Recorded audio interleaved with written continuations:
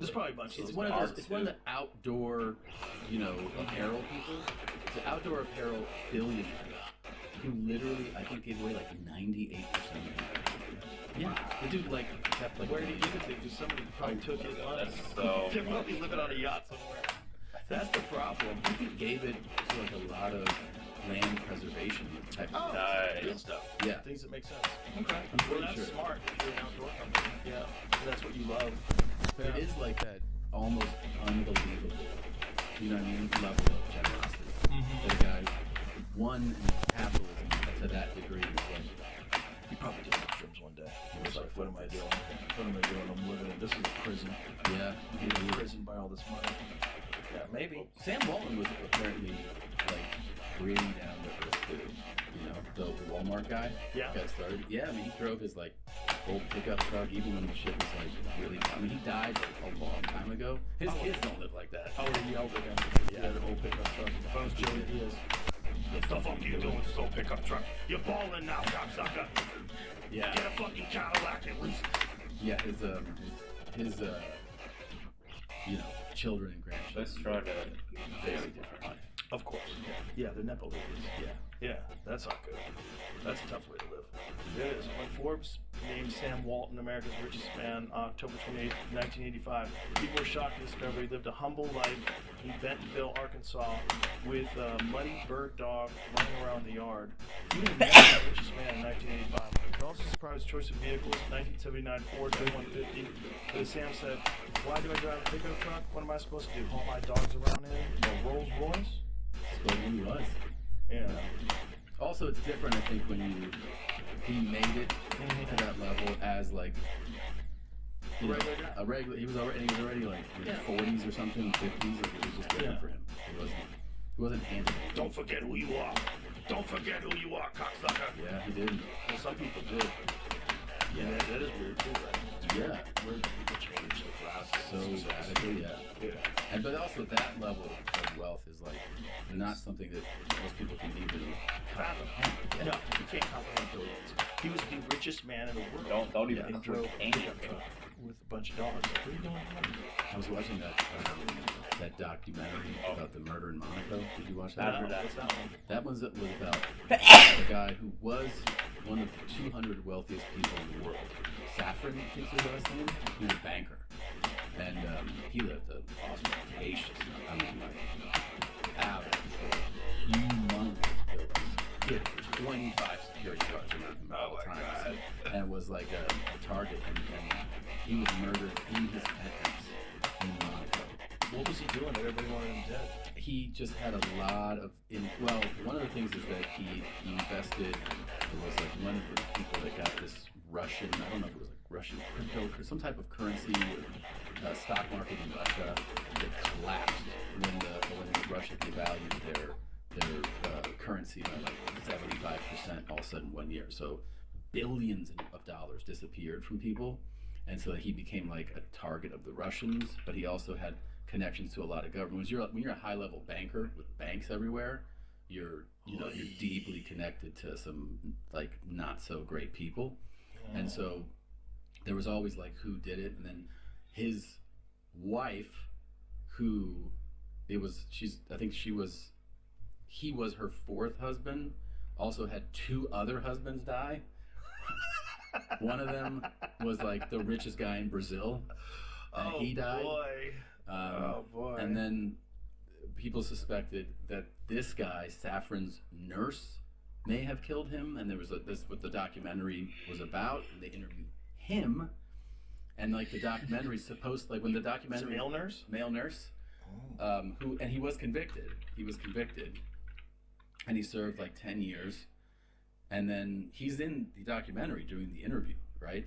They keep interviewing him and other people, and then it's the documentary ends, and then the documentary filmmaker is this was where the documentary was supposed to end.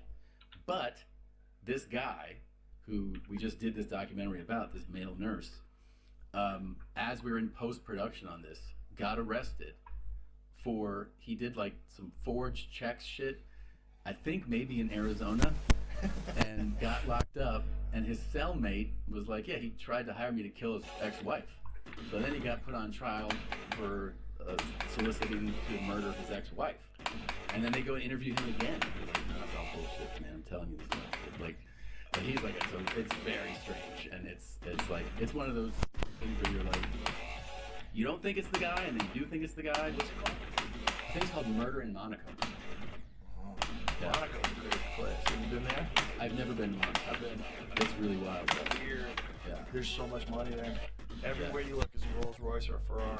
It's like, what is going on here? Highest like amount of millionaires and billionaires in the geographic like square mile or whatever. It's so small actually. Right. And Monaco's- if you have residency there, I believe there's like crazy tax You don't pay. benefits. You don't pay taxes. You don't pay taxes. And guess what? When the husband died, the wife got her Monaco citizenship like that week, and then inherited the money. Didn't pay taxes. Yeah. Yeah. How hard is it to get Monaco citizenship? I bet it's somewhat challenging. Really? I think so. I don't know. I don't know. Right people? I would assume. I mean, I know, like for instance, where it's like impossible, and there's great benefits to it is UAE. They don't give that shit to anybody. Oh, really? Yeah, you gotta be from. And that's the same kind of benefits, right? Yes, massive.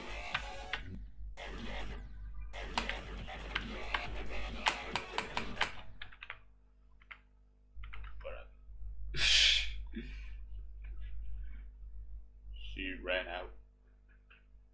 Because they dwell on that stuff all day long. Which is why we need the escape. Yeah. Yeah. You need something. And you also should limit your amount of time that you're exposed to all that psychotic behavior. Because it starts shaping the way you view people. You know, Yeah. if you interact with people more on social media than you do in real life, it can really fuck your head up. So many people do that. A lot of people. A lot of people do that. Yeah. Especially, that was one of the real problems during COVID, too. The people were isolated. And And that was people- the only way they were interacting with each other. The fucked up thing is you realize how much these people end up like losing that connection with other like real people. Uh-huh. They think that this is Yeah, they think this is real life. the real world. Yeah. Yeah. They live in the comments section. Crazy. It's just it's such a like it's like eating food that has no nutrients in it, and your body's just freaking out. Like, where the fuck are the vitamins? Yeah. There's no vitamins in it. It's just nonsense. And it's also almost like what percentage of it is even real people? It's not 100. There's a bunch of it. It's just like bad actors from other countries and people with fucking flags in their bios, and who knows what is going on. And it's all just to try to shape narratives. We're involved in it. Russia's involved. China's involved. Corporations are involved. There's like entire companies that are based around crowd campaigns about organizing attacks on individuals, Yeah. organizing narrative control, or organizing, pushing a certain narrative.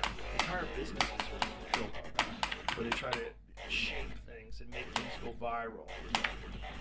Yeah, it's nuts. There's It's so a much. complete new part of our society that didn't exist before, and it shapes the way we view the world, and it's being purposely manipulated by people, and it's illegal because safeguards haven't been put into place. And also the amount of times that like people are talking to bots Mm-hmm. and like losing themselves. I don't know, like a scam. I mean, like fucking Oh, yeah. interacting. Just like you're interacting with a computer right now. Uh-huh. Yeah. All the time. I started getting these weird WhatsApp group texts of investors, people investing in things, you know, money they're making. This is incredible. Sign me up. Like all these random fake people in the little Oh, really? group chat talking about how, oh, I can't wait to get involved in this.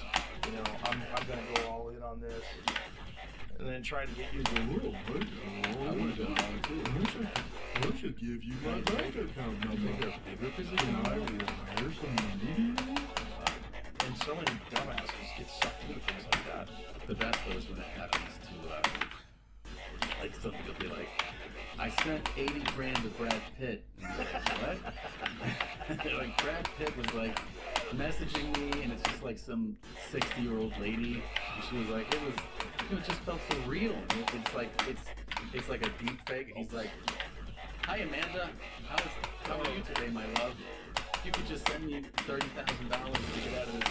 And it's he's like, and I did it. And I feel like an idiot. And you're like, yeah, you fucking thought Brad Pitt needed 30 grand? Well, here's the thing. If you've got a scam, like there's certain scams we allow, right? Yeah. Like here's one, televangelists. We allow that scam. Yeah. Because if you're so dumb that you think Robert Tilden has got a red... Apparel people, it's an outdoor apparel billionaire who literally, I think, gave away like 98% of it. Yeah. The dude like kept like. Where did he give it to? Because somebody probably took his money. They're probably living on a yacht somewhere. That's the problem. I think he gave it to like a lot of land preservation type of things. You know? Good stuff. Yeah. Things that make sense. Okay. I'm pretty well, that's sure. smart if you're an outdoor company. Yeah. And that's what you love. But Yeah. it is like that almost unbelievable, you know what I mean, level of generosity. Mm-hmm. That a guy won in capitalism and to that degree and was like, He probably did mushrooms one day. He was Was like, like, what am I that's doing? right. What am I doing? I'm living in, this is a prison. yeah, I'm in maybe. prison by all this money. Yeah, maybe. Sam Walton was apparently like pretty down to earth too. You know, the Walmart guy. Yeah. Got started. Yeah, I mean, he drove his like old pickup truck even when shit was like really. I mean, he died a long time ago. His kids don't look like that. I would have yelled at him. Yeah. The old pickup truck. Oh, Joey Diaz. The fuck you doing with this old pickup truck? You're balling now, cocksucker. Yeah. Get a fucking Alright, Cadillac let's at try least. to be. Yeah, his you know, children and grandchildren live very different. Of course. Yeah, the Nepo babies. Yeah. Yeah, that's not good. That's a tough way to live. It is. When Forbes named Sam Walton America's richest man on October 28th, 1985, Why did that die? people were shocked to discover he lived a humble life in Bentonville, Arkansas, with a muddy bird dog running around the yard. He was America's richest man in 1985. They're also surprised choice of vehicles, 1979 Ford F-150. But as Sam said, why do I drive a pickup truck? What am I supposed to do? Haul my dogs around with a Rolls Royce? Nice. You know. It's coming together. Also, it's different, I think, when he made it to that level as like, you know, Regular guy. a regular. He was already like in Yeah. the 40s or something, 50s. Like it was just different. He wasn't handed it. Don't forget who you are. Don't forget who you are, cocksucker. Yeah, he didn't. Well, some people do. Yeah. And that is weird too, right? It's Yeah. weird when people change their values. So radically, yeah. Yeah. And but also that level of wealth is like not something that most people can even comprehend. Yeah. No, you can't comprehend billions. He was the richest man in the world. Yeah. And he drove a pickup truck with a bunch of dogs. Like, what are you doing? I was watching that documentary about the murder in Monaco. Did you watch that No, one? what's that one? That one was about How a did guy he die? who was one of the 200 wealthiest people in the world. Saffron, I think's his last name. He was a banker. And he lived an ostentatious, I mean, like, average, humongous villas. He had 25 security guards around him at all times. And was like a target. And he was murdered in his penthouse in Monaco. What was he doing that everybody wanted him dead? He just had a lot of well, one of the things is that he invested, or was like one of the people that got this Russian, That's why I think crypto, some type of currency or stock market in Russia. It collapsed when the Russians devalued their currency by 75% also in 1 year. So billions of dollars disappeared from people. And so he became like the target of the Russians, but he also had connections to a lot of governments. You're a high-level banker, banks everywhere. You're deeply connected to some like not so great people, and so there was always like who did it. And his wife, who he was her fourth husband. Also had two other husbands die. One of them was like the richest guy in Brazil, and he died. Boy. Oh, boy. And then people suspected that this guy, Saffron's nurse, may have killed him, and there was like this what the documentary was about. And they interviewed him, and like the documentary's supposed to, like in the documentary, male nurse, and he was convicted. And he served like 10 years. And then he's in the documentary doing the interview, right? Like they keep interviewing him and other people, and then it's like the documentary ends. And then the documentary filmmaker is like, this is where the documentary was supposed to end. But this guy, who we just did this documentary about, this male nurse, as we're in post-production of this, got arrested for, he did like some forged checks shit, I think maybe in Arizona, and got locked up, and his cellmate was like, yeah, he tried to hire me to kill his ex-wife. So then he got put on trial for soliciting to murder his ex-wife. And then they go interview him again. He's like, no, that's all bullshit, man. I'm telling you. Like, but he's like, so it's very strange, and it's like, it's one of those things where you're like, you don't think it's the guy, and then you think it's the guy. What's it called? I think it's called Murdering Monaco. Yeah. Monaco's a crazy place. Have you been there? I've never been to Monaco. I've been. It's really wild though. Weird. Yeah. There's so much money there. Everywhere you look, it's Rolls Royce or Ferrari. It's like, what is going on? Highest amount of millionaires and billionaires in the geographic like square mile of it. Because it's so small. Right. And Monaco. if you have residency there, I believe there's like crazy tax. You don't pay taxes? You don't pay taxes? And guess what? When the husband died, the wife got her Monaco citizenship like that week, and then inherited the money. Yeah. Yeah. How hard is it to get a Monaco citizenship? I bet it's somewhat challenging. Really? I think so. I don't know. Gotta meet the right people. I would assume. I mean, I know, like, for instance, you know where it's like possible, and there's great benefits to it is UAE.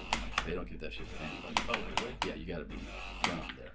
And that's the same kind of benefits, right? Yes, massive benefits of being there's even a thing if you're a UAE citizen, like if we have the same job, and you're a non-citizen and I am a citizen, I get double your salary. Just from being from UAE, things like that. Yeah. The government will also pay for your housing, give you a car, pay for your education. Yeah. But they have a small, one of the reasons they have extreme wealth, but they also don't have a high population of citizens. Right. So they're able to do things like that also. And it's insane. One of them. Insane. Yeah. Especially. Well, that's what people talk about, like the richest man in the world. Yeah. Like, okay, publicly. Yeah. But those guys don't have to tell you how much money they have. And there's also a big difference between being extremely wealthy holding stock and extremely wealthy holding cash. Yeah. That's a real big difference. Yeah. Yeah. Well, that's why it was wild what these guys were doing with like the Saudi Arabians are doing boxing. They're just going, what fight do you guys want to see? Yeah. Okay, let me call that guy. Yeah. We'll give you $100 million. What? Yeah, and then they're like, that ain't shit. That's fine. Yeah. Yeah. That Saudi entertainment fund is Bananas. the government's fund. What was it like doing that Riyadh festival? Fantastic. Yeah? It was fantastic. I mean, the people there were amazing. Like, you know, there's always like, you look at things on the news and you have your preconceived notion of like what things are. Right. But when you're on the ground somewhere and you're with people, you know, I was just meeting wonderful people. We went to they had the comedy club there. We went to the club. Like, not what we were brought there to do. They had a comedy pod, I think it's called. And it was just like, I mean, it was just Saudi comedy, like local people. And the crowd was just citizens. It was like, and they were all just so warm and welcoming. They were such huge admirers of ours, like American comedy and American podcasts. They were just super sweet. Like, they were so genuine. And so what sweet. is the restrictions in terms of like language and subject matter? So everybody was highly well versed in not just English, but like American pop culture. So everything we talked about, they got everything. You know, they got everything. I mean, the night before, I went to see Jimmy Carr and Louis perform. Oh, that's way better. And like I was like, holy shit, they get like even like the little throwaway lines, you know, like the things that aren't even like the bit, like the little jokes. The only restriction that we had was about Islam and the royals. That was it, which wasn't really a hard thing for most people to adhere to because, you know, like me and those guys, like we didn't have Islam or royal jokes. We weren't cutting anything from our acts. Right. So I was like, yeah. By the way, when we did UAE, you know, like Dubai and Abu Dhabi, they were like, do not talk about same thing. Don't talk about our royals. Don't talk about Islam. Don't be like super graphic about. But then we did do graphic stuff, and they're like, yeah, that's fine. But just take it easy on the royals and on Islam. I was like, yeah, that's not a challenge for me. But the country, like as far as like the people that we met, they were all fantastic. They were really sweet people. It's just people have a weirdness of you're going over there. Oh, that's what because you the Saudi royal family has the money, right? The Saudi family is the family that funds the entertainment. Right. Then people were like, they would accuse me of whataboutism for saying that that's the same fund that paid for Ed Sheeran to come and Beyonce to come to do their shows. And like that's what I mean. How that's just fact. Like it's not whataboutism. It's like that's the money that funds entertainment. Right. And then some people go, well, you should do it if the money came from, like, let's say a promoter. But you're like, yeah, but that doesn't exist yet. You know what I mean? Like, Right.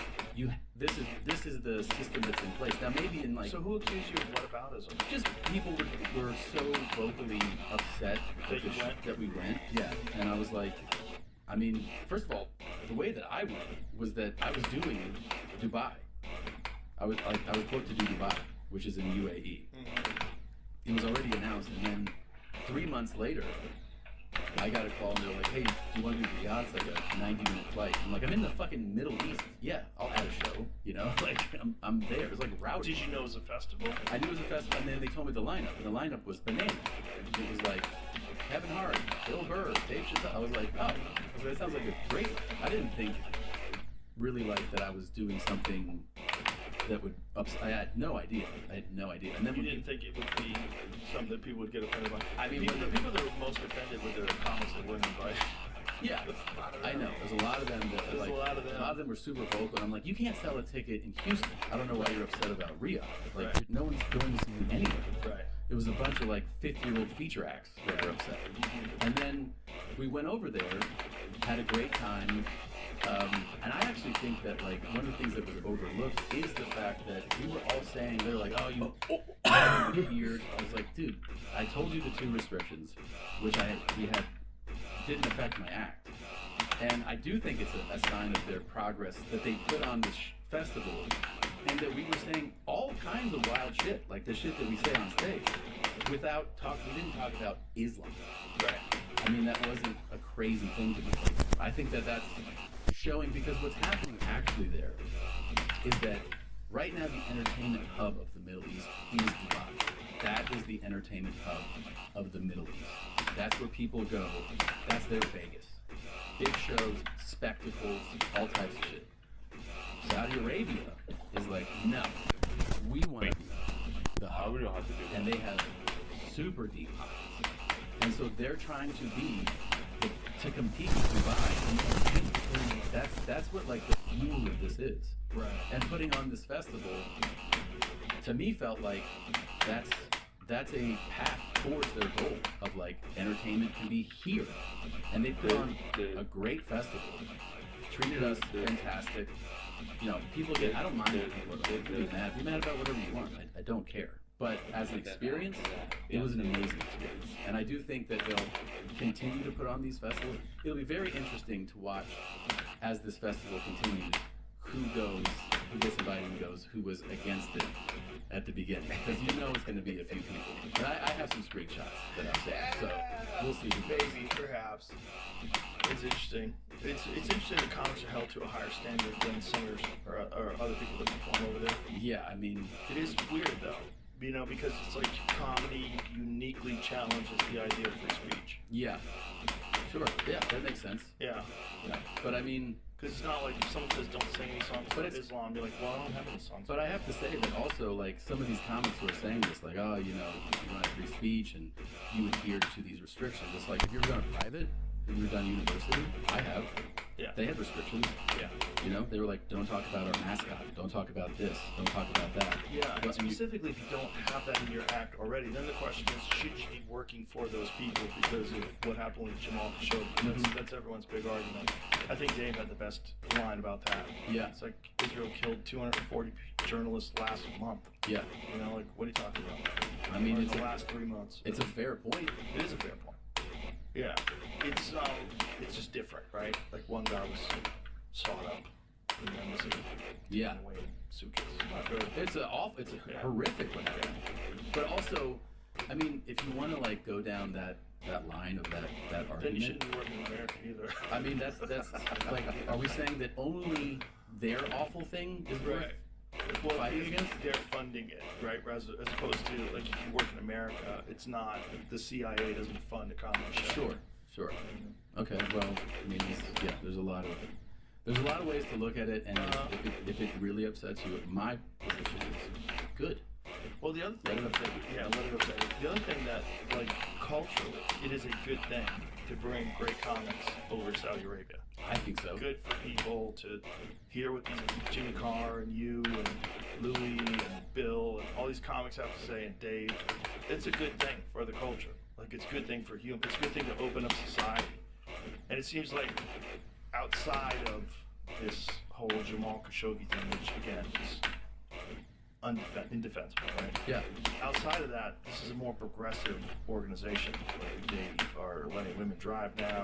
They're like, slowly, this is coming into a more modern. It is progress. It is a sign of progress. Whether people accept that or not, it is a sign of progress there. Yeah, I mean, it doesn't help the people there if you never interact with them ever again because of something their government did.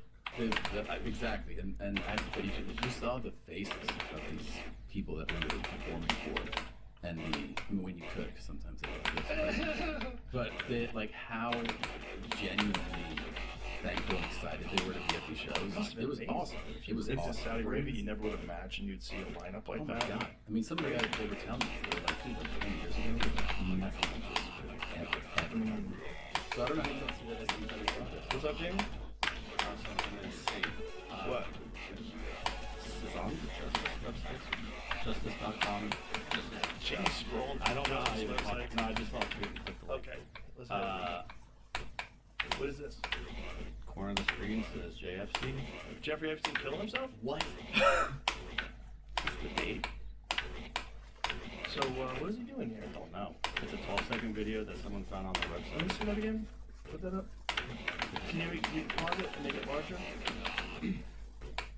So is he killing himself there? Is that what this is? Looks like he's I'm not showing it on screen because Right.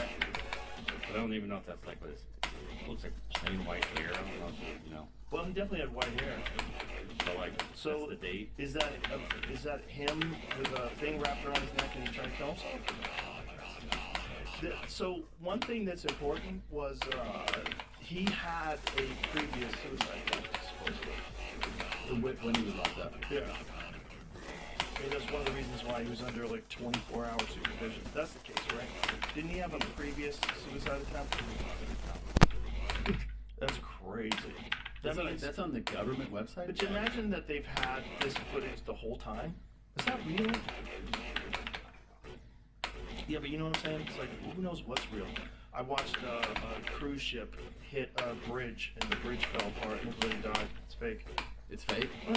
For like a half of a second, though, I was like, Yeah. like, oh my god, I thought it happened today. Like, Yeah. New tragedy, and I'm like, wait. How much better are they going to get at that? Oh, it's gonna be impossible to tell. It's so much better than it was just a couple of years ago. Someone guessed the URL of the files that were uploaded to DOJ's website that were not announced yet and found the video. Holy. Okay, and then they corrected it to this 100%. But it's on the website. It's on the Justice Department But I website. guess it's really fake on the website. Oh boy, this video is 100% fake. The video is released by the DOJ. It seems it's a collection of files collected by investigators, and this fake video originated on 4chan. So even they're good. 4chan Yeah. strikes again. Yeah, man. It's going to be impossible to know in the future. There's no way to tell. There's no way. There's It's gonna no get way. real fucking weird. Because already with the voice thing, it's crazy. Like, Oh, yeah. I can listen to something like your voice and be like, and then find out that it's fake. I didn't. I mean, I They can can't- alter it to make you excited, make you a little sad here. And in like your case, in my case, there's just thousands of hours of us speaking, so it's Yeah. even easier. Oh yeah, and that won't even matter in the future. It's like No. with the newer technology, they'll be able to manipulate it, and it's going to get way better. Yeah. That's but I mean, what does that even mean? Tom Segura, tell everybody once again, Guys, please. awesome comedy special. It's called Teacher. It's on Netflix. What is this about? This will be Wait, guys? Oh, great. Yeah. So it's just special out tomorrow? Yeah. It comes out Christmas Eve. Christmas Nice. Eve on Netflix. It's called Teacher. I'm very excited about it. Thank you so much for watching it over this holiday break.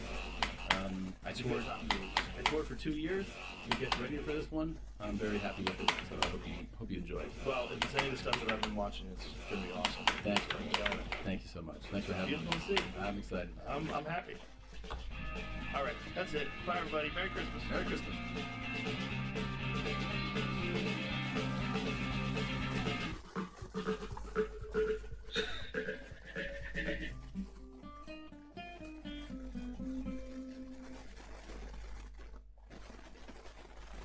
Go.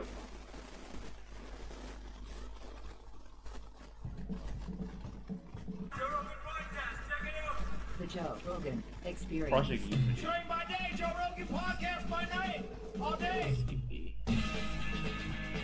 We're live. What's happening, man? What's Very up, nice bro? to meet you. Hey, it's great to meet you as well, Joe. I really appreciate you taking me out here. Well, because they dwell on that stuff all day long. Which is why we need the escape. The Joe Rogan Experience. Train by day, Joe Rogan podcast by night, all day. We're live. What's happening, man? What's Very up, nice bro? to meet you. Hey, it's great to meet you as well, Joe. I really appreciate you taking me out here. Oh, my pleasure. I've enjoyed your content for quite a while now. So it's- Well, I'd be interested to know when was it that you first started getting interested in what I was doing? What kind of subject? What I topic? wish I remembered. I know you followed me for a couple of years. It was Yeah. before the Capra pyramid scans and stuff. Like, Mhm. you know, I'm into the UFO subject and things like that, but I wasn't sure. Well, it's all the silly shit that I love. Silly and serious at the same time. Ancient civilizations, mysteries, and obviously aliens. Oh yeah, and it's all cotangent. It all connects together. That's I the think thing. so too. We actually played a clip. We did a podcast yesterday with Dr. Michael Master. Love him. Yeah, I've talked to him a He couple was times. very fun, very smart guy, very interesting guy. But we played. We were talking about. He has a theory that aliens are human beings in the future. Yeah. It's a very strange theory. Based on like kind of the anthropological view and the physiology and how that might have happened over time. And there's also, what was the model? There's the many worlds theory, and then the Williston's model. There's a different one. The concept is you could, if you lived in the future, you could go back in time and it would not affect the future. Because everything that's supposed to happen has already happened. Right. And you were supposed to go back anyway. Interesting. Okay. What is that? I try to get my head. But anyway, during that time, I asked him about the tridactyl mummies, and then we played. Oh, okay. Yeah, we played the clip that showed all the scans. We talked about Jesse Michaels and how he went down to Peru and actually touched those things. Was there with them. How surreal it was. Yeah, I was in Peru recently, not to go and see the Nazca mummies. I wish I could have seen them. I was out there to do all the megalithic studies and the excavations going on at Sacsayhuaman, which is an incredible megalithic site in Cusco. But the Nazca mummies, I mean, what's interesting about it is that obviously you're going to have a big knee-jerk reaction to something that's so incredibly profound as the idea of these being non-human intelligences that are mummified. But when you actually look at the CT scans and the X-rays, you start to realise that this can't fake. You can't fake bone cartilage. You can't fake capillaries and heart valves and a fetus inside the body. So, dude, it's crazy. Some of them have eggs inside them. Some of them have fetuses. Like It looks like the eggs are big. Like big eggs inside them. Yeah, and these are small beings. These ones are meant to be like the little kind of like 60 centimeter beings with like 3 eggs inside them. Then you've got the big one, Montserrat, which has an actual fetus, like a baby, not an egg. So it's like, if these are all real, it does feel like there was some sort of genetic experimentation going on. They're churning out prototypes of some form. Do you think that's it, or do you think that there used to be another type of, from lack of a better word, primate? Well, the thing is, Is that a primate? I mean, what is that? I mean, some of them, they're leaning more towards like reptilian, anthropod kind of lineage. So like the bigger ones seem to be more mammalian, whereas the smaller ones with the eggs are sharing reptilian traits. So it's like there are all these different variations with these different bodies, different kind of like physiological characteristics, which is why it's like, okay, well, is this one lineage, or is this just somehow kind of like tweaking? All right, well, that one failed, that one's not working out. This one grew wings, we fucked that one off. Like, you know, it's just weird. So your thought is that these are the products of experiments? I mean, if you look at when Jesse Michaels did his documentary, one thing he mentioned, I can't remember where he got this from, but he was saying that the original translation of the area of Nazca from the original language was like the area of experiments in genetic cloning, or it was like a really strange definition for the actual area that kind of says experimentation and genetic modification. I can't remember the exact quote, but this was something he brought up in the documentary. I was like, huh? Okay. Then you have all of the various different examples. I asked you, Yeah. who said that? Who called it that?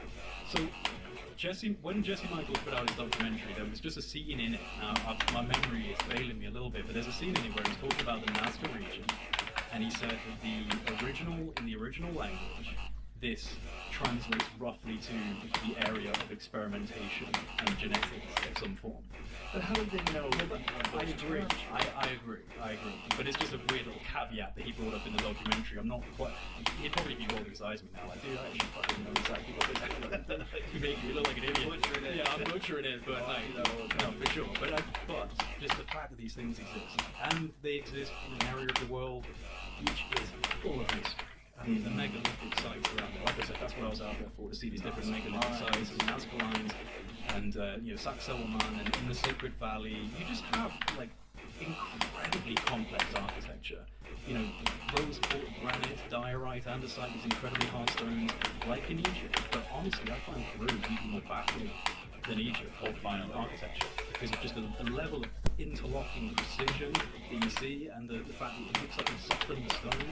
In Saxe-Woman, it looks like marshmallows, like all squished together, and it just invokes a lot of different theories from people about how they were actually manipulating the stone. Yeah, because it doesn't seem like it was just carved. No. Right? Like it does seem like there's some areas where chunks have been removed from the quarries, but when they're all pieced together, when you see those weird like curvatures to it, it's like, what do you guys do? And perfect precision, and like sometimes you'll see like these corners where just a tiny bit of stone is jutting up, and then the other two are connecting into it. It's like, this is such a ridiculous level of complexity for an apparent 600-year ago Bronze Age, bronze chisels and stone hammer tool wielding civilization. Yeah. And also in Peru is what I find very interesting is you've got a brilliant visual contrast to use when you look at what is the Inca work, which is the rough cut stone, the mortar brick using walls. Like, this is all present in Peru next to the megalithic sites. And the mainstream will attribute all of this to the Inca of 600 years ago, but you'll see that the stone walls that are rough cut and use cement and mortar, they're still standing, they're pretty pristine, they're looking good. Next to it, megalithic multi-ton slabs of granite that are broken to pieces and strewn across the hillside. So it just looks like there was a lot of desolation, potentially geological trauma in this area, and then these people, the Inca, discovered these sites, built around them. You can see in like the cracks and corners of all these megaliths, there's like stone walls that they try to kind of reinforce. It's very visually obvious actually when you go out to these places. Isn't it fascinating that people aren't willing to consider the possibility that this is from an older time? Like that, it's heresy. It's just such a knee-jerk reaction, man. Like, I think at the end of the day, we're still using models from like 1800s explorers, right? And it's like, what the fuck? Like, we've moved forward. There's a lot of contradicting evidence and data in a lot of these countries, whether it be Göbekli Tepe in Turkey, or the potential infrastructure below the Giza Plateau, and then the incredible megaliths in Peru, like Saxe-Woman.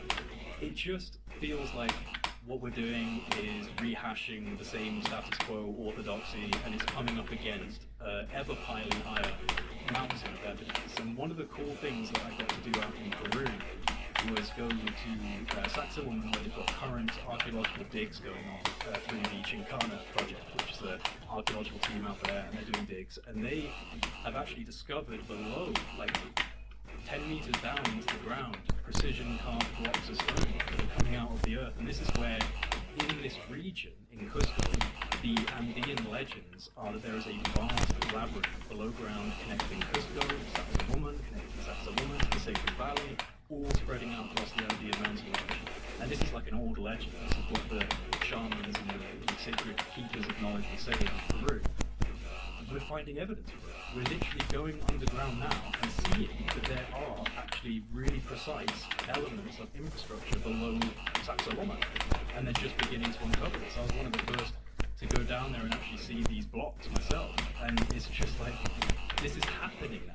You know, we're actually getting to a place where we can start to validate some of these forgotten myths and folklores, or if you want to call them conspiracies or pseudoscience from the archaeological side of things. It's being evidenced now. That's mad.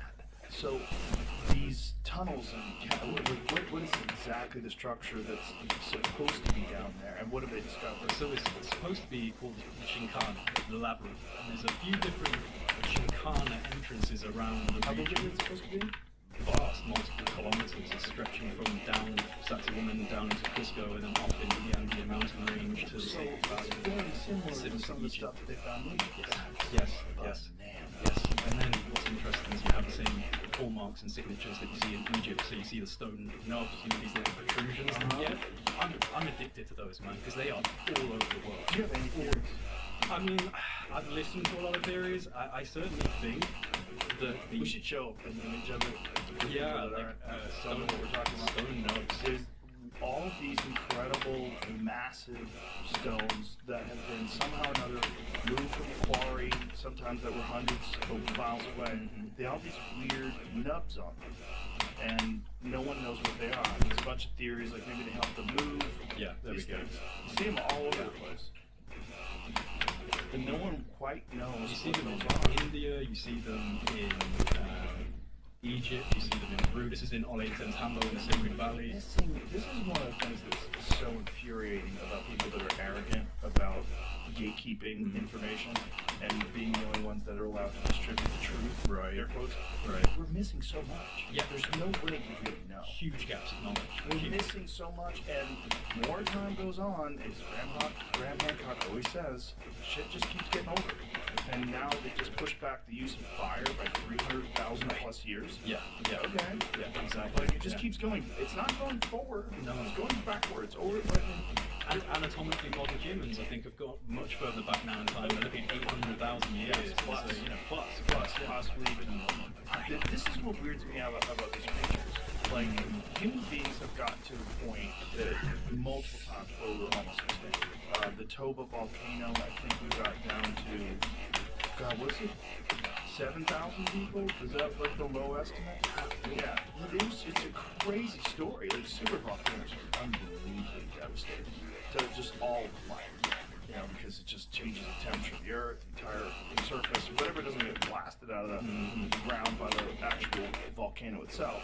All the other stuff on the other side of the world is fucked. Like, it just ruins everything. We got down to like a few thousand people.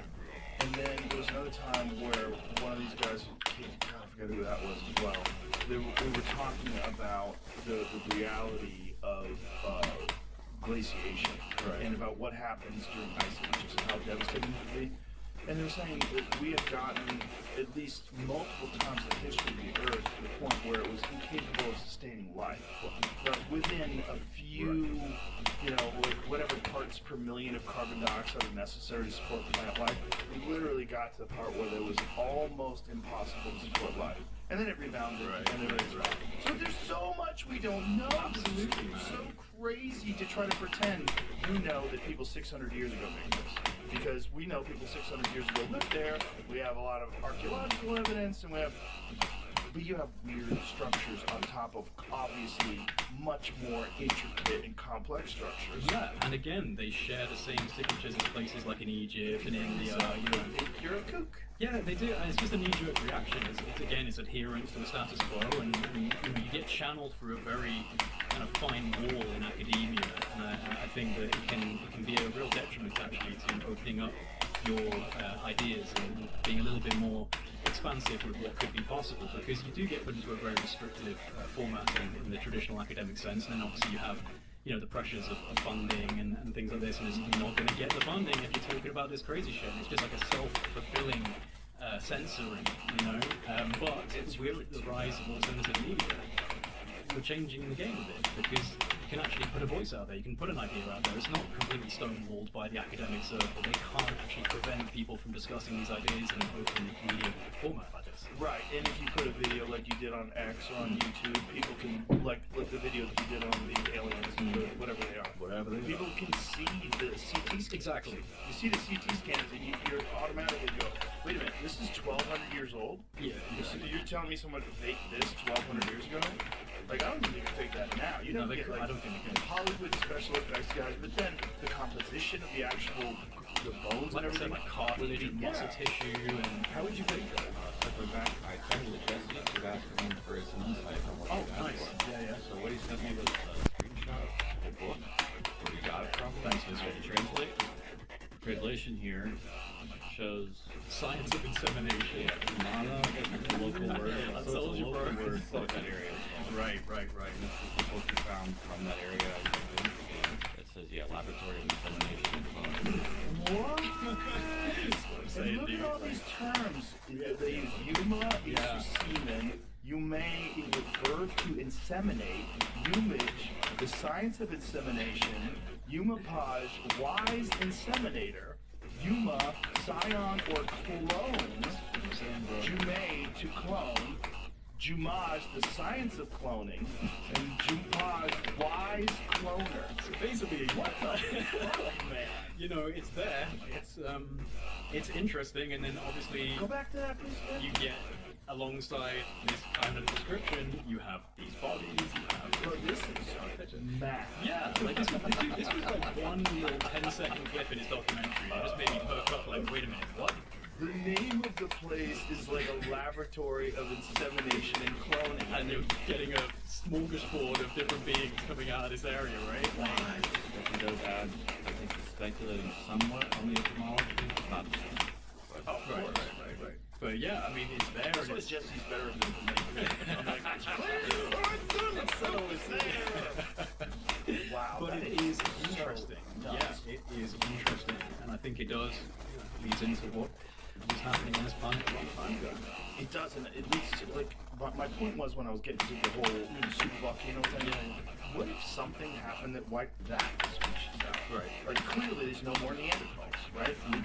Whatever happened, whether it was us or disease or whatever killed them off, they don't exist anymore. We only have evidence of people interbred. What is that thing? Is that thing maybe one of us, like another kind of human? Look, another kind of primate? You know, look how different we are than rhesus monkeys, right? Like, we're all primates. We're so fucking different. Why would we assume that the ones that we found so far, like, what did they find? Denisovans, like 15 years ago or something like that? And then Homo juliens, what was that one? That was just a few years ago. Like, they keep finding these new versions of people. Not new, obviously. No. But long extinct versions of people. I think it's possible, and I also think that there's a potential. What if a particular sub-root species of hominid decided to opt in for subterranean living, and they escaped a lot of the surface world traumas and were actually able to kind of maintain their society and all of the weird evidence we have, the vast underground Derek cities, Coulier. Derek Coulier. Oh my god, what a Jimmy Corsetti just released a video on it. It's bananas. Could you imagine renovating your house and fucking finding that? Renovating your house to find there's room for 20,000 people under your house. Would you say? I don't think about where I live. Depends on where I live. If you live in a place where the government can just come and take your house, I'd be worried about that. I would say it if I was in America. But if it was in America, what if I really liked my house? And now my house is dead. Well, heritage right. What the fucking archaeologists want to come? Like, get out of my yard. Exactly. But like, yeah, I think about this and I think about all of these different. Yeah, good. No, I'm happy to hear that.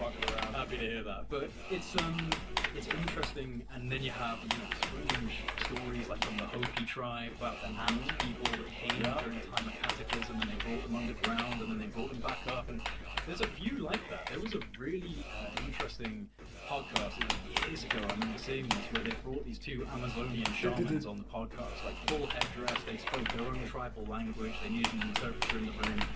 And the guy asked them what they thought about aliens, and they didn't understand the question, didn't know what he meant by alien.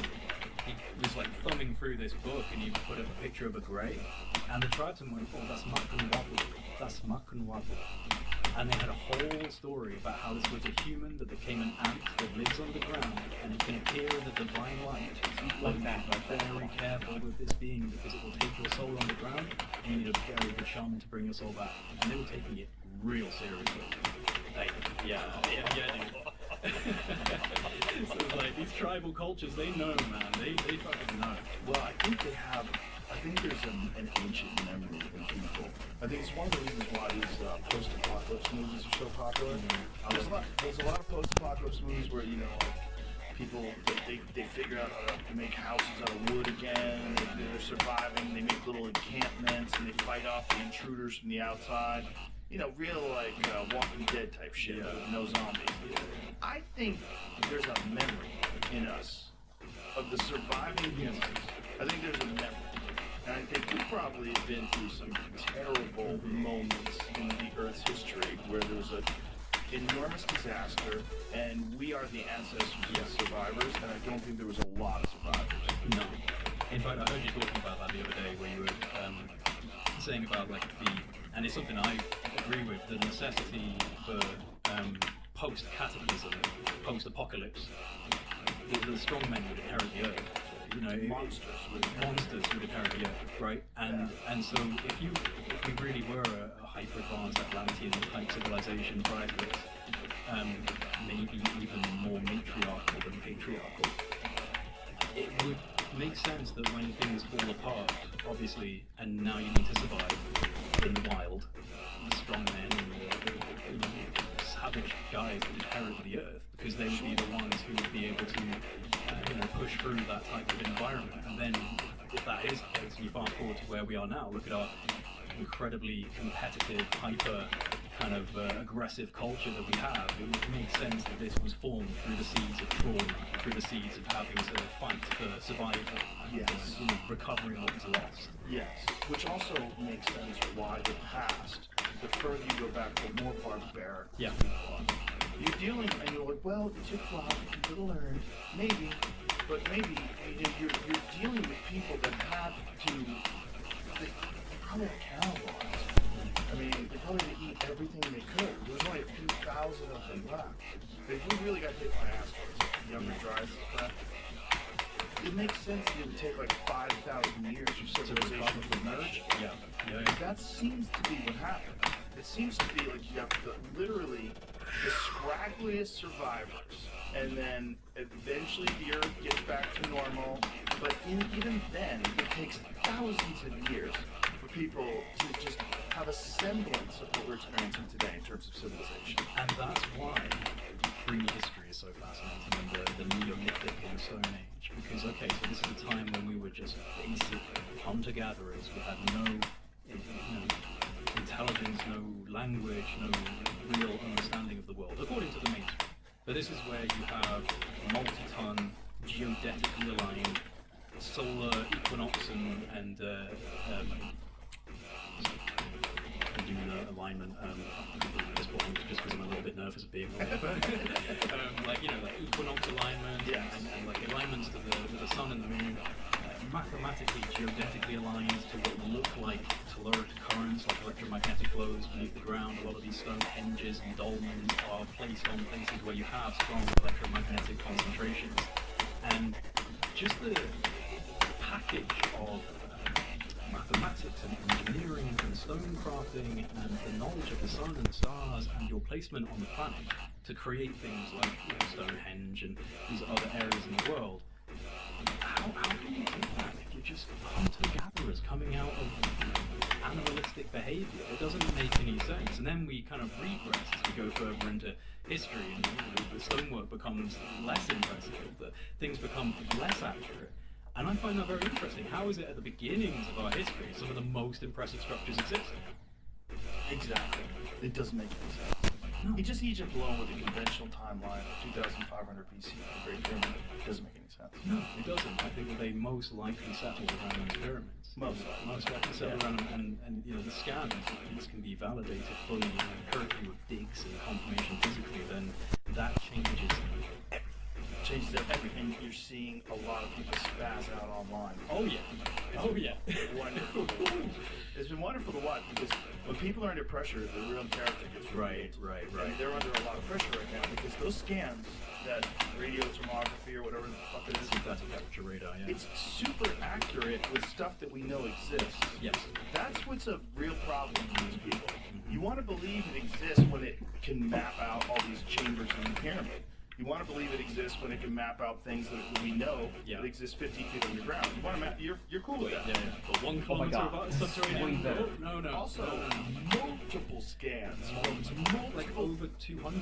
Yes, it's all the same message. Yes. They're getting the same message. There's pillars, enormous pillars.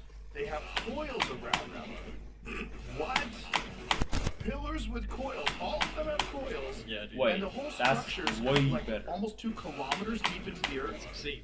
It's obscene. Like laterally as well, like 2 kilometers of infrastructure. It's like a whole underground. Explain. Like, yeah, Help me out. exactly. People with copper tools, help me out. And that was my frustration when it first came out, because when it came out, obviously I did some like research into the people involved in the Khafra Pyramid team. I found Filippo Bionde, I found his Harmonic SAR website where it has listed the things like the Mosul Dam in Iraq and the Gran Sasso Laboratory in Italy, places that they'd actually done scans prior to even the Great Pyramid, which was peer reviewed. The 2020 scan of the Great Pyramid was a peer reviewed paper. And then you fast forward to now, where they've got these ones, you have people like Flynn Dibble on Piers Morgan going, yeah, it's bullshit, it's pseudoscience, it's never been done before, it's never been tested. It's like, it has been done, it has been tested, it's actually got a patent, it's been peer reviewed in a paper. Military It's got applications. military applications, and Filippo Bionde, he works for the Italian government, like, he's not some idiot. He's a very, very intelligent man, and he can speak on the science of this, like, articulately. So He works on top secret projects yes, for the Italian military. I don't know if you call it like a signal injustice. Yes, where he was just like, it's like- he didn't even say a fucking He didn't, word, he man. goes, Like, not can a we not word. talk about that? He just looks at him. Not a and is like, word. Okay, we'll just Not a okay, word. figure that out. That's when you know, man. That's when you know. But But I he's, mean, whatever this is, everyone should be fascinated. You shouldn't be dismissing this if that's not even your field of expertise. Yeah. It just shows what kind of a fucking weirdo you are. Mm-hmm. Like, what you should be doing is going, okay, how many scans do you have? yeah. You have 200 scans of this? Show me more. Show me more. Tell me what's going on. We should probably figure out what that is. Imagine the pyramids didn't exist. Or imagine this, like, you know, the Sphinx at one point in time was mostly covered with sand? Yeah. Oh my Let's God, just you know what? Some crazy scenario where the entire pyramid structure is covered in sand. And nobody knows it exists. And then someone comes along and does a scan of the surface of the ground and says, you're not gonna fucking believe this. There's some shit up there. And what if everybody goes, that's ridiculous, that's preposterous, and they don't look. And they don't look. We never find Oh my God, the that's thing that way we all better, agree way exists. easier, Because way you go more there, comfortable. you visit. Just do that. It's there, right? If that didn't exist, you'd never fucking believe in a million years there's a structure with 2,300,000 stones that's perfectly aligned, true north, south, east, and west, and you're dating it to somewhere around 4,000. I mean, that sounds like some pseudoscience conspiracy talk to me. Sounds like exactly right. kookiness. Right. Why is it more kooky to say these people not only were this advanced, they were even more advanced? Yeah. Way more. They were down into the ground, 2 kilometers. It might have been a power station. Well, you know, Filippo thinks that. He seems to think that the spirals might have actually been tied to hydrology and using mechanical stress and piezoelectric materials used in the Great Pyramid and the plateau itself, because what you have is a very interesting coupling between limestone and rose granite. So limestone is a very good amplifier of acoustics, and rose granite becomes electrical, piezoelectric under mechanical stress, and acoustics are a form of mechanical stress. So there's like certainly something to be said about the fact that the pyramids are acoustically tuned. Like, they're incredible inside the acoustics, and they've done lots of measurements and experiments and validating that. It almost seems to go on a perfect scale up to the King's Chamber. I found it. I found and the then the cheat King's code. Chamber itself, I believe, is focused around 110 to 115 hertz, which is interesting for neurological reasons in terms of influencing the brain. But on top of that, you have, again, this incredible coupling between limestone and rose quartz granite, where under the right conditions, you absolutely could get energetic responses from that.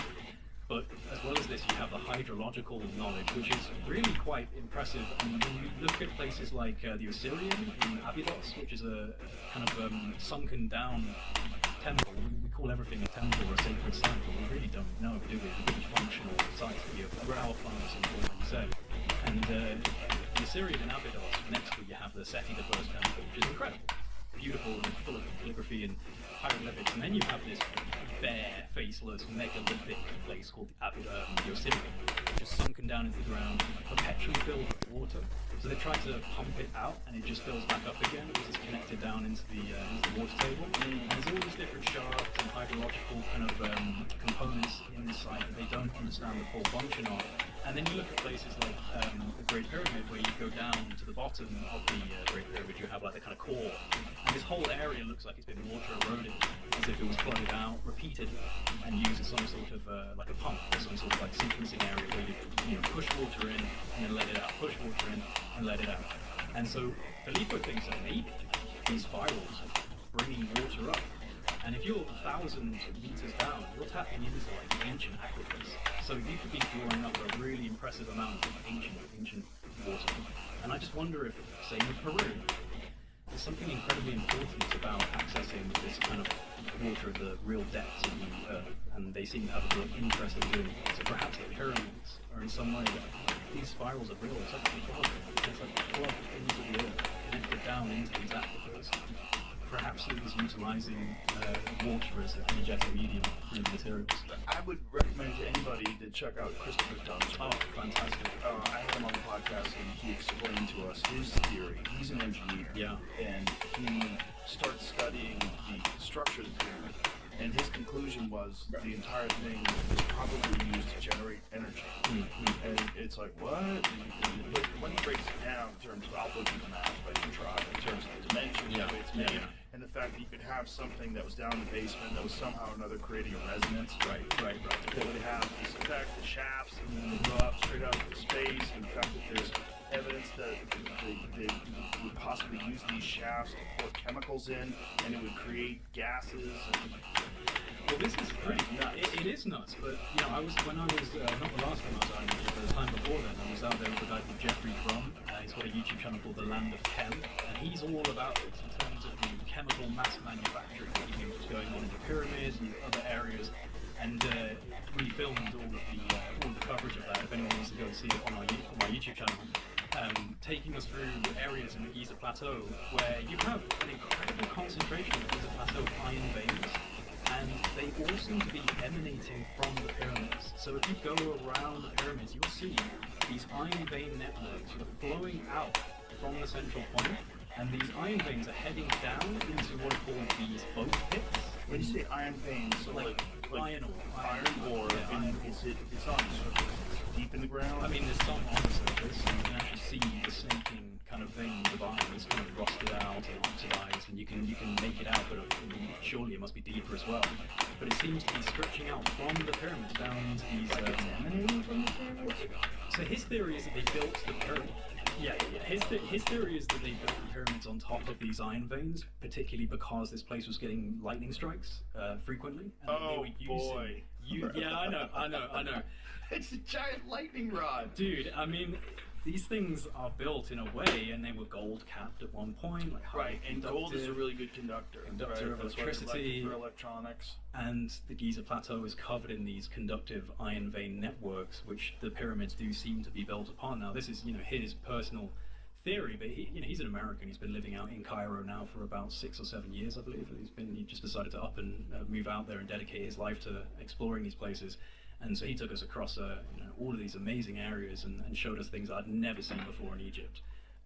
But his theory on the pyramids is similar to Christopher Dunn in terms of some form of chemical manufacturing taking place. And if you know the original name for Egypt was Kemet, that's why this guy's got his YouTube channel, The Land of Chem.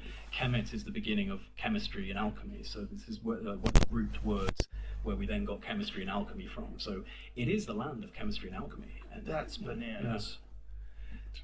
there you go. Is this? Oh, this is one of his videos.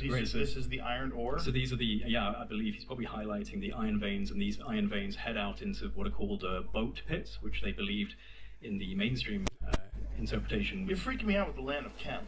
That is crazy. But when did they name that?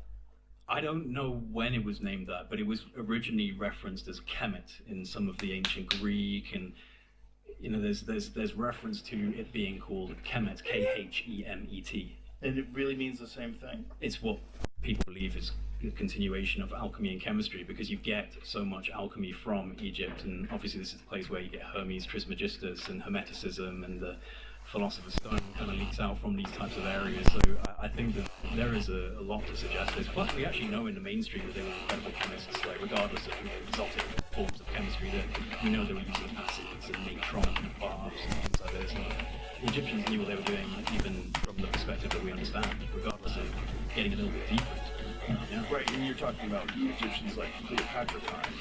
Right. So like we know that they were doing it. Historically. Exactly. Yeah. Yeah. That's why it's so strange. Like, Hello. Ok. Nghe rồi. So good bro. Bây giờ chơi gì ạ?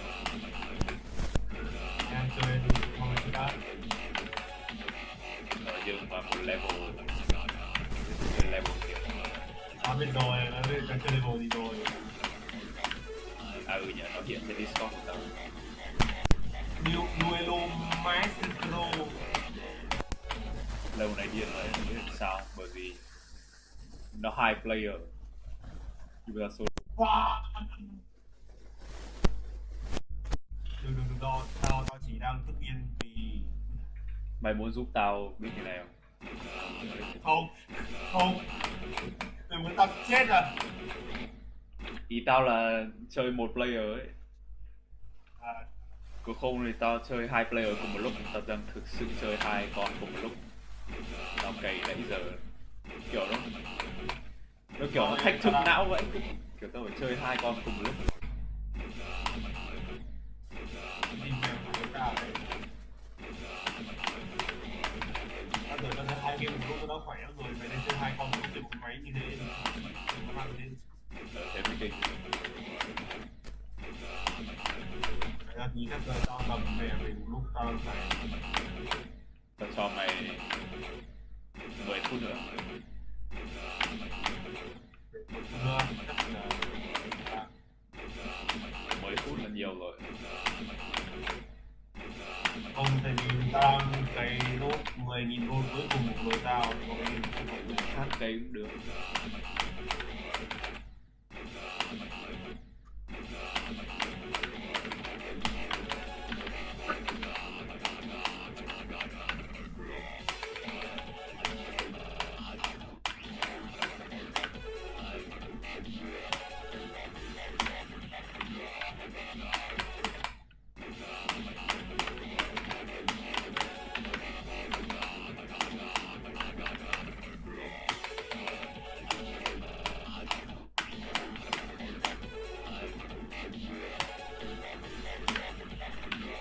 chín mà trên 99.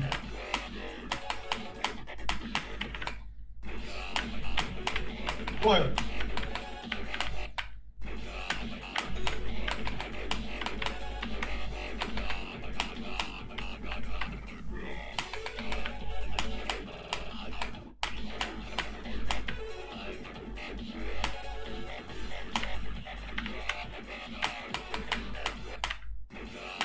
wow, wow.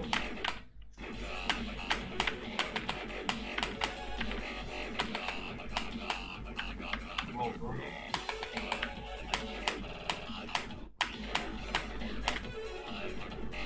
Oh. Oh, tao đang nhớ ở đấy. À, bây giờ tao thấy xem lùm rất chưa. Tao nghĩ giờ này cách được rồi. Còn không thì game này anti Tao track tất chắc cả. thì lùm đã hết correct.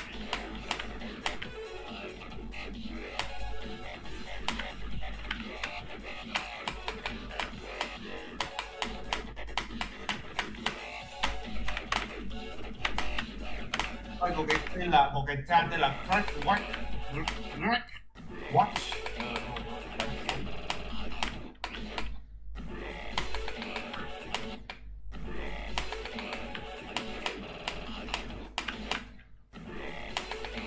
Đấy, theo cô.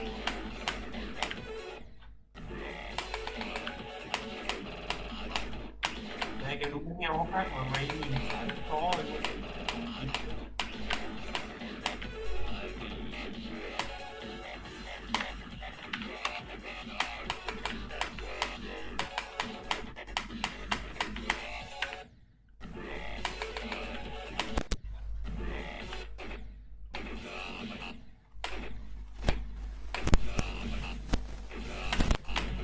cái này xì mát đi đi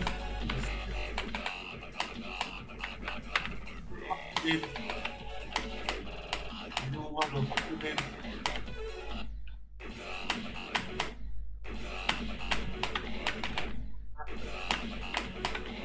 เอ้ยนี่ดูว่า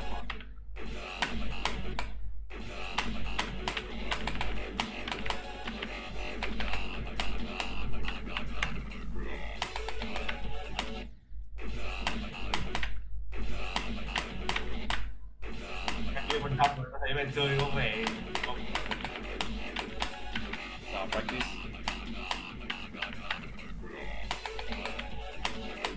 Không biết là mình practice rồi nhưng mà tôi nghĩ là trăm rồi. Kiểu bây giờ mình đang practice thì dừng lại 10% rồi. Đây. Tôi cố lát cái nhỉ. Kiếp.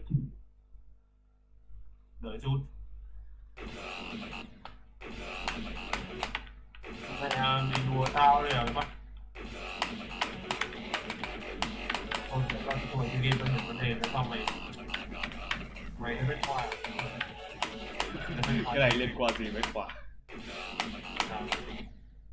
Nó không biết nhưng mà nó nghĩ là tôi biết qua nó sẽ làm thế. Mày có hình dung được Nhưng mà hai tay của tao đang như thế nào? học code chưa? Học code chưa? Học code chưa? Chưa. Thằng thằng học tao học code xong rồi nó không thể hết.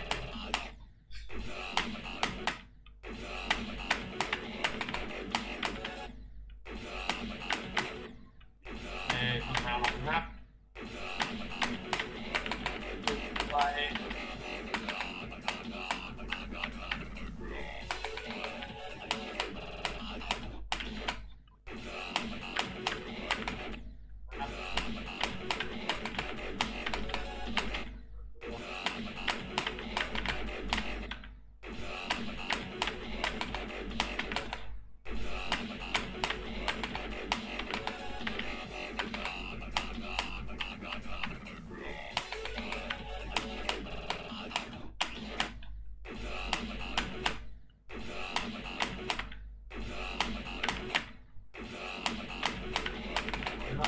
vào cái đường bắt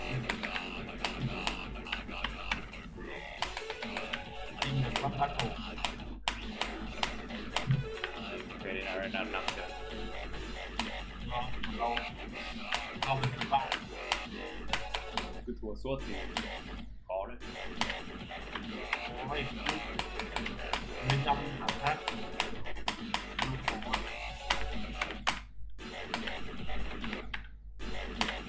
nó không biết cái con Rit để làm gì nhá. Xong nghe như liên minh này. Nghe như liên minh thật nhưng mà kiểu nó thực sự là cái con Rit.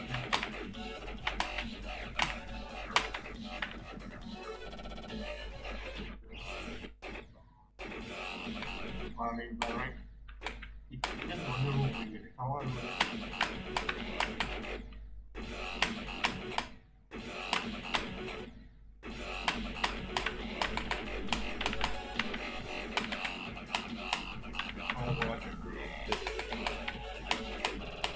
Nó sẽ từ một trận xem đó để thắng được.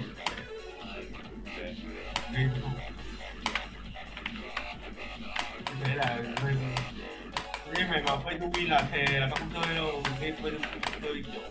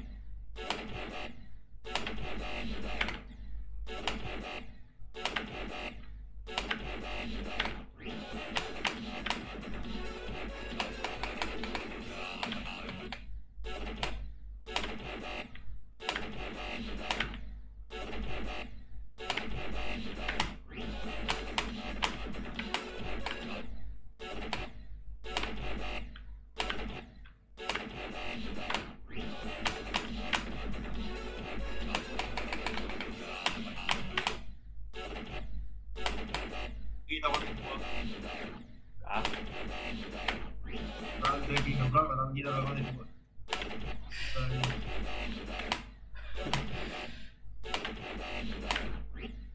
cái này bao giờ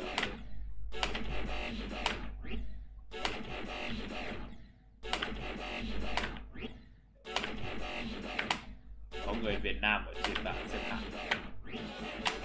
Nghe không? Cứ hỏi người Việt Nam mà. Cái mình thích xem cái bảng xếp hạng này có người Việt Nam.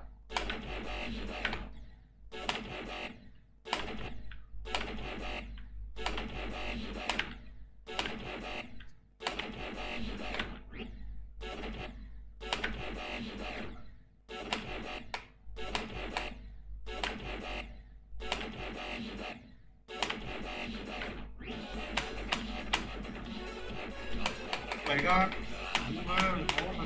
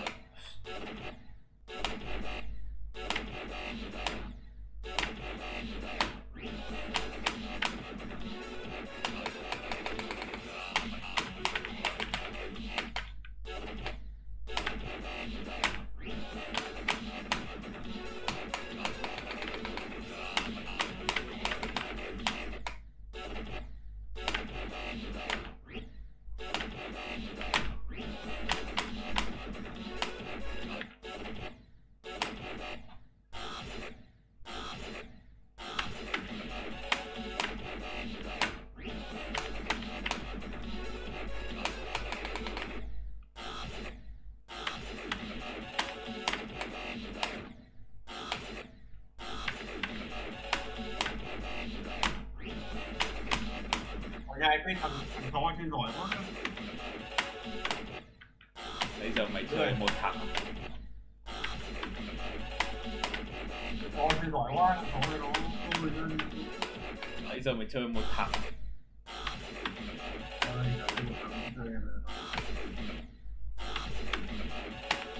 Tôi tưởng thời gian đã chơi được nhiều thằng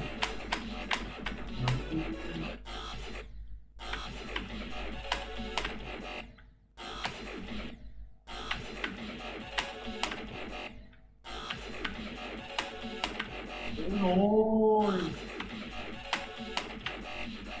gì vậy?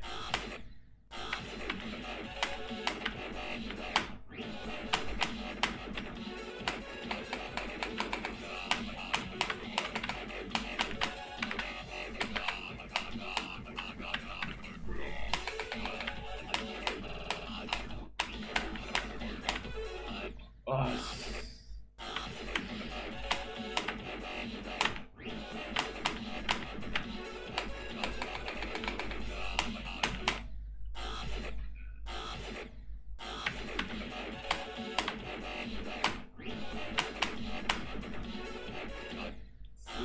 giữ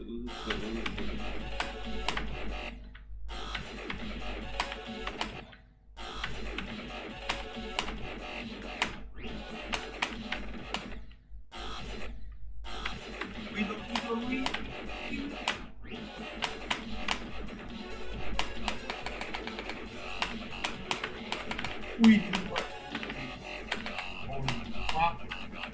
thằng không Thằng ơi, thằng chưa bạn ơi, thằng trên, thằng mà để kéo lại trận đấu là tôi thua đấy. Thế vừa nãy mà anh kêu gì? Kêu như kiểu mày đang thua. Mẹ ơi, kéo đánh lúc đó, thôi rồi luôn.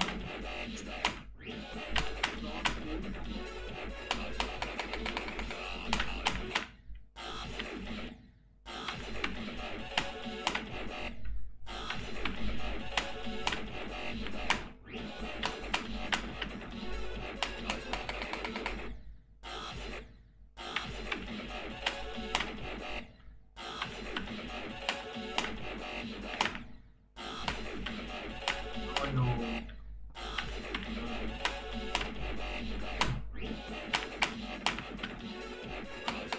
Ôi, bố tụi buồn, tụi họ ta nói. Quay to. Đúng mà.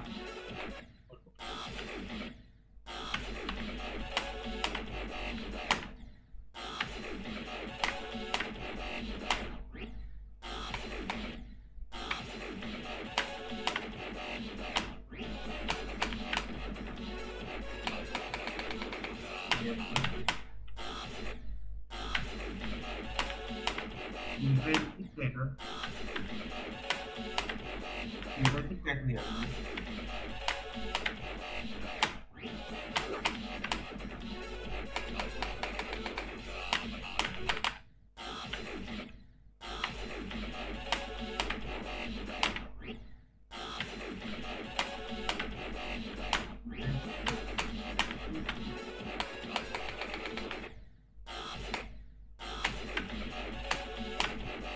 Ta còn khá lâu nữa mới lên được Arena 5 900 ngoài hát phần.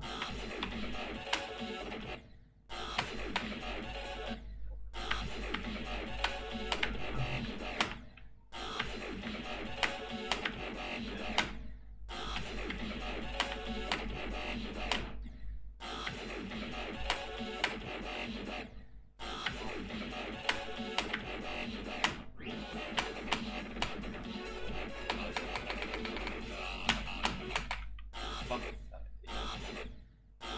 Tay trái của tao.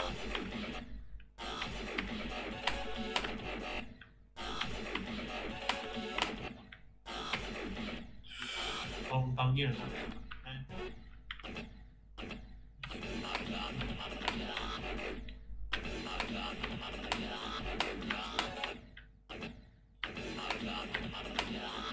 mười nghìn rồi. Là tiền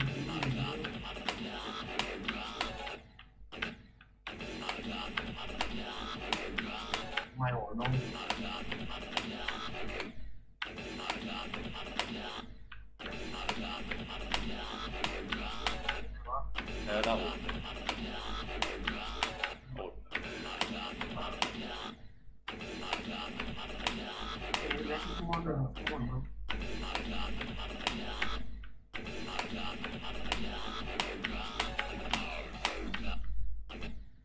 Các bảo là event, muốn event ticket này.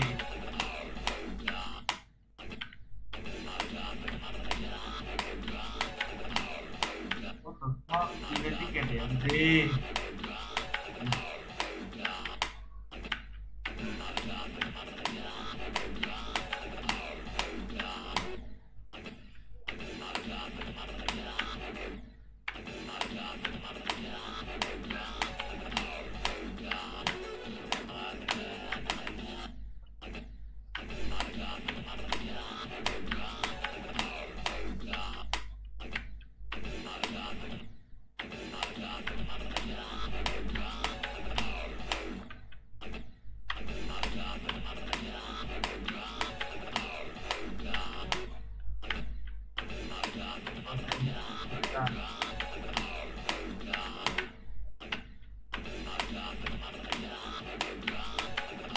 Ồ, đấy không hề hơi khó vãi ổn.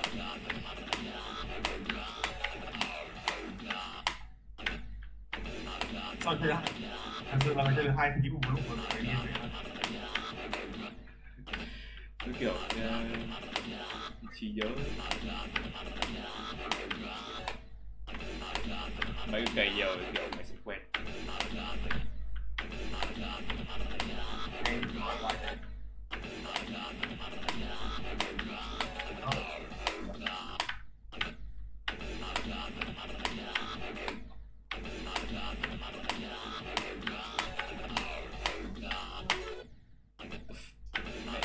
Xuân cái chìa khóa.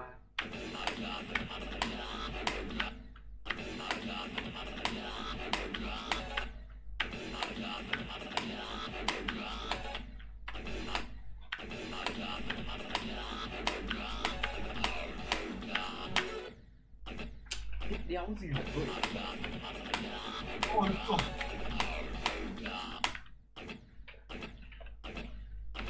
Thời gian nó qua.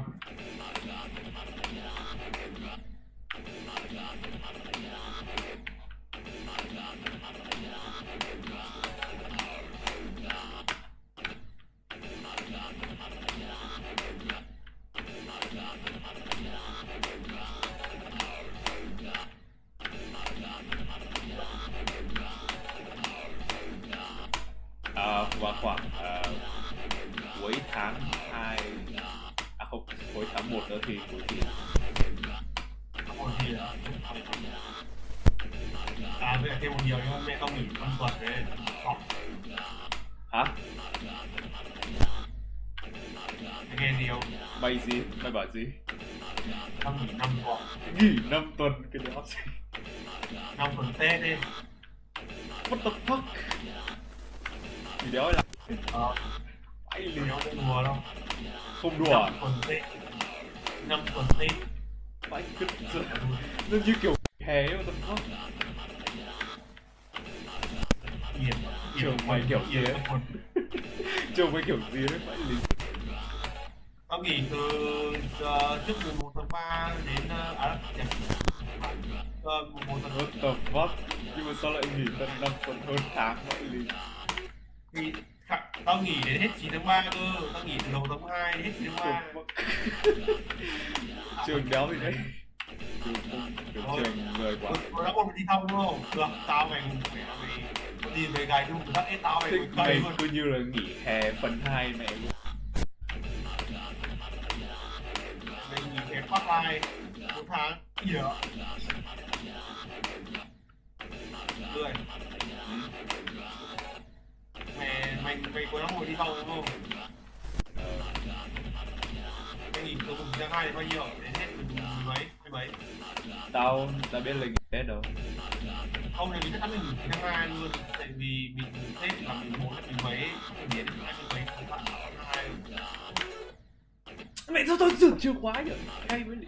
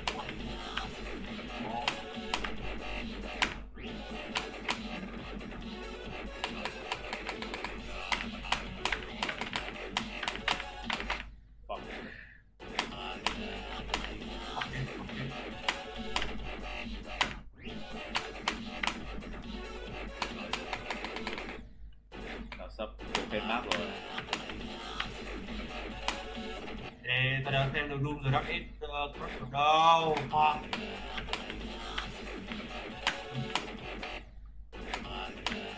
Và khi mày biết rồi cái cảm giác của phê phê người điều khiển hay cho người khác xem kiểu ngầu lòi luôn. tao thấy mày tao nghĩ là mày con mẹ mày cả đi vừa đấy vừa tao thấy mày điều khiển hay thật sự là nhất là gì được hai cái thì Vấn đề là mày không thể điều khiển cả hai được, kiểu một mình mày không thể tập trung vào cả hai được. thì đây con bản là thế sao mày điều khiển được how Thì vấn đề là mày phải nhớ ấn kiểu tập trung vào một cái, bình thường mày tập trung một cái. Hoặc là kiểu mày click nhiều thì mày sẽ click quen chứ không thể nào mày tập trung vào hai cái cùng một lúc được.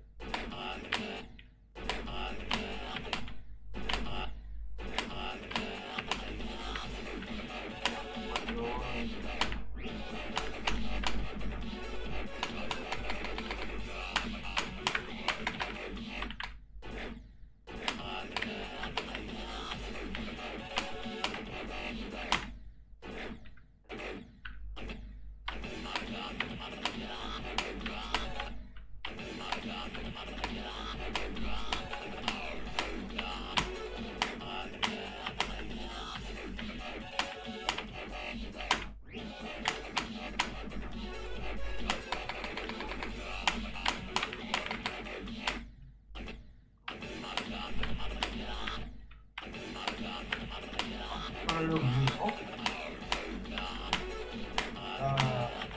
con muốn một là một trời được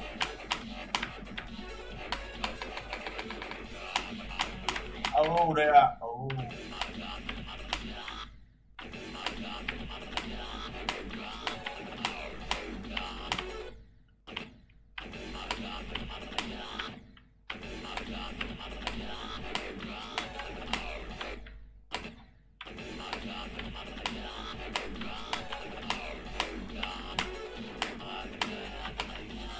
wow con tự nhiên mẹ rồi kiếm nó đi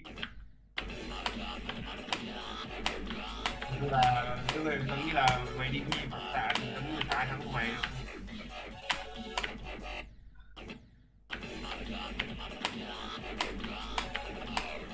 Đây mới còn là insane demon nữa.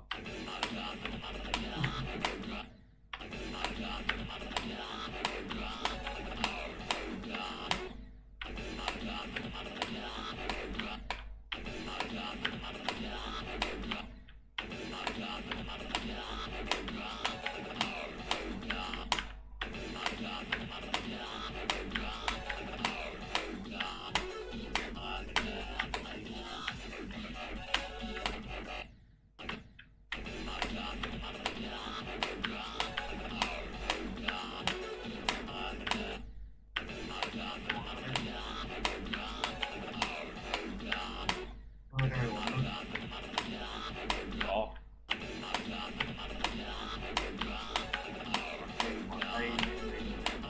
Hai tay mày chơi nó đi hai tay Tưởng tượng xem kiểu tao đang làm một tay tao cầm chuột, một tay tao bắn bàn phím. video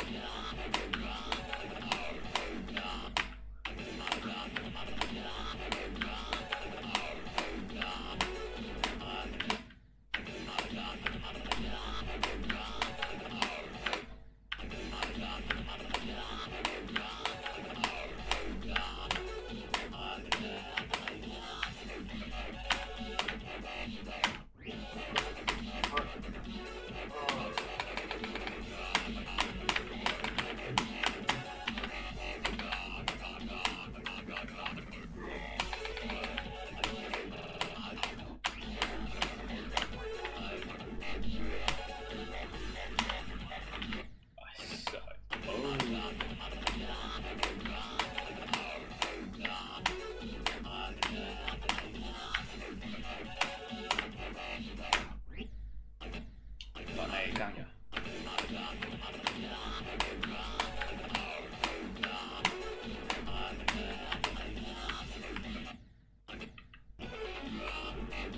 Đoạn này xem. sẽ xong mình được một cái gì thì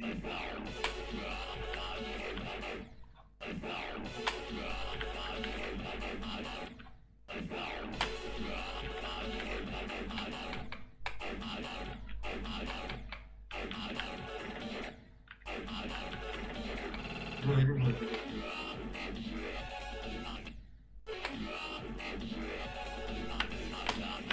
Đấy còn dễ.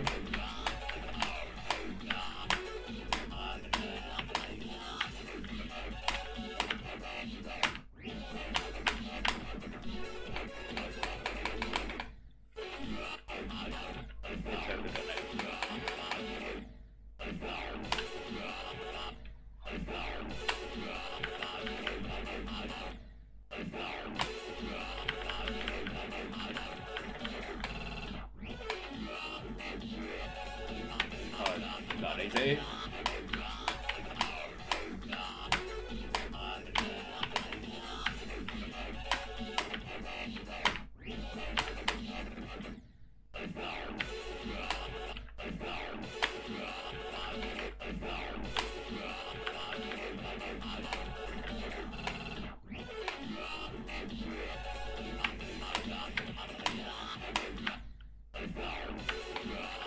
ai ổn không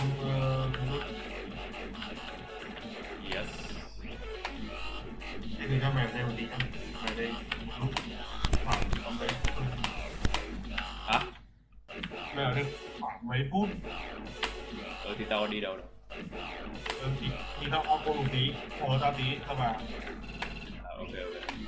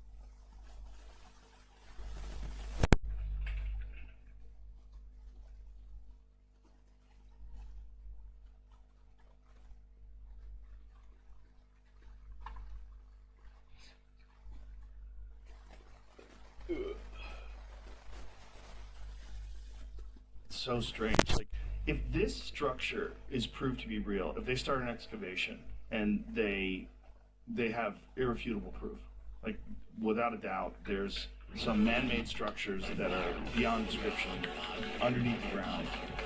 What happens now? Like, what does everybody do? Like, what do all these dorks that think that that's a tomb? What do you do? What do you do What do at you that do point? to all those dorks that think, like, it makes sense that they built that? It was a national pastime. It's a national project.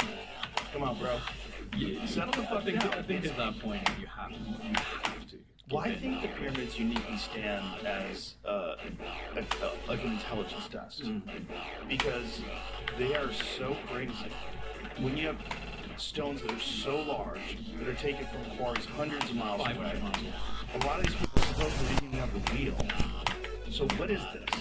But you don't think this is crazy? Like, this isn't like, oh, we know they used the wood from these trees to build these homes. Like, this is bananas. This is something that would take us hundreds of years today to build. And one of the things that is said so much, but I guess it's kind of shrugged off just because it's said so much, but it's actually a really important point to highlight. There are no fucking hieroglyphs in the pyramids. Not one. There's not a single symbol, not a single element of what we would understand to be dynastic Egypt. And so, like, you have this incredible contradiction when you go to places like the Valley of the Kings and the Valley of the Queens.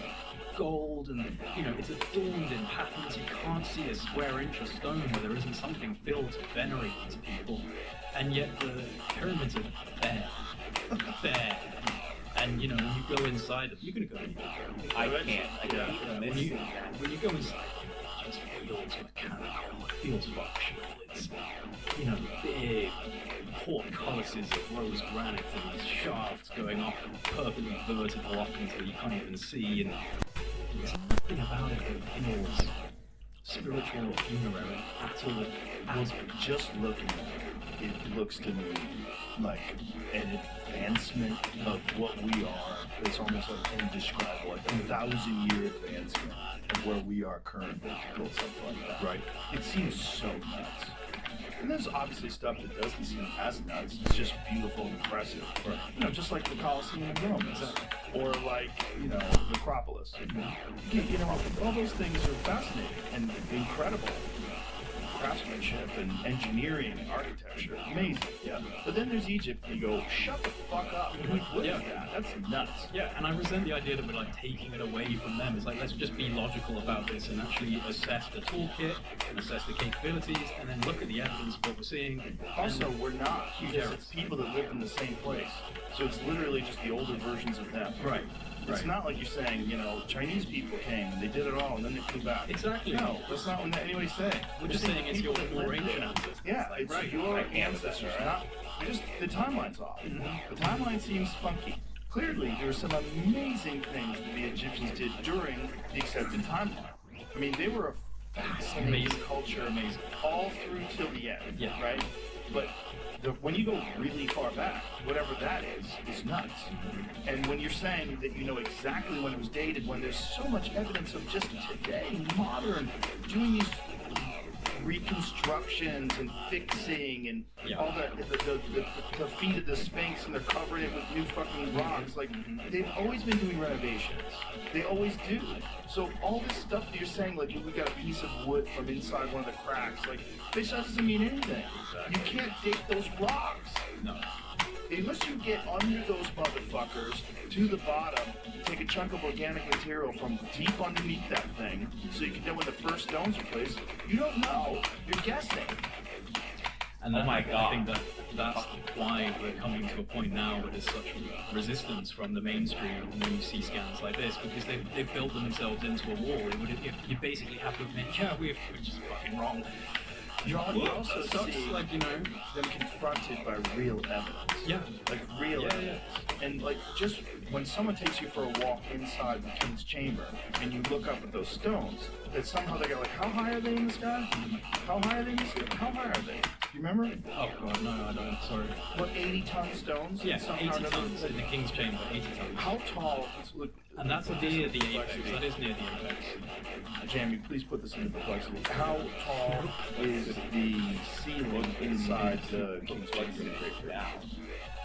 because these things are perfectly placed in there. Like, even if you drag those somehow or another across the mountains, 500 miles, and got it to the pyramid, how the fuck did you get it up there? How'd you get them all lined up? How many people got squished?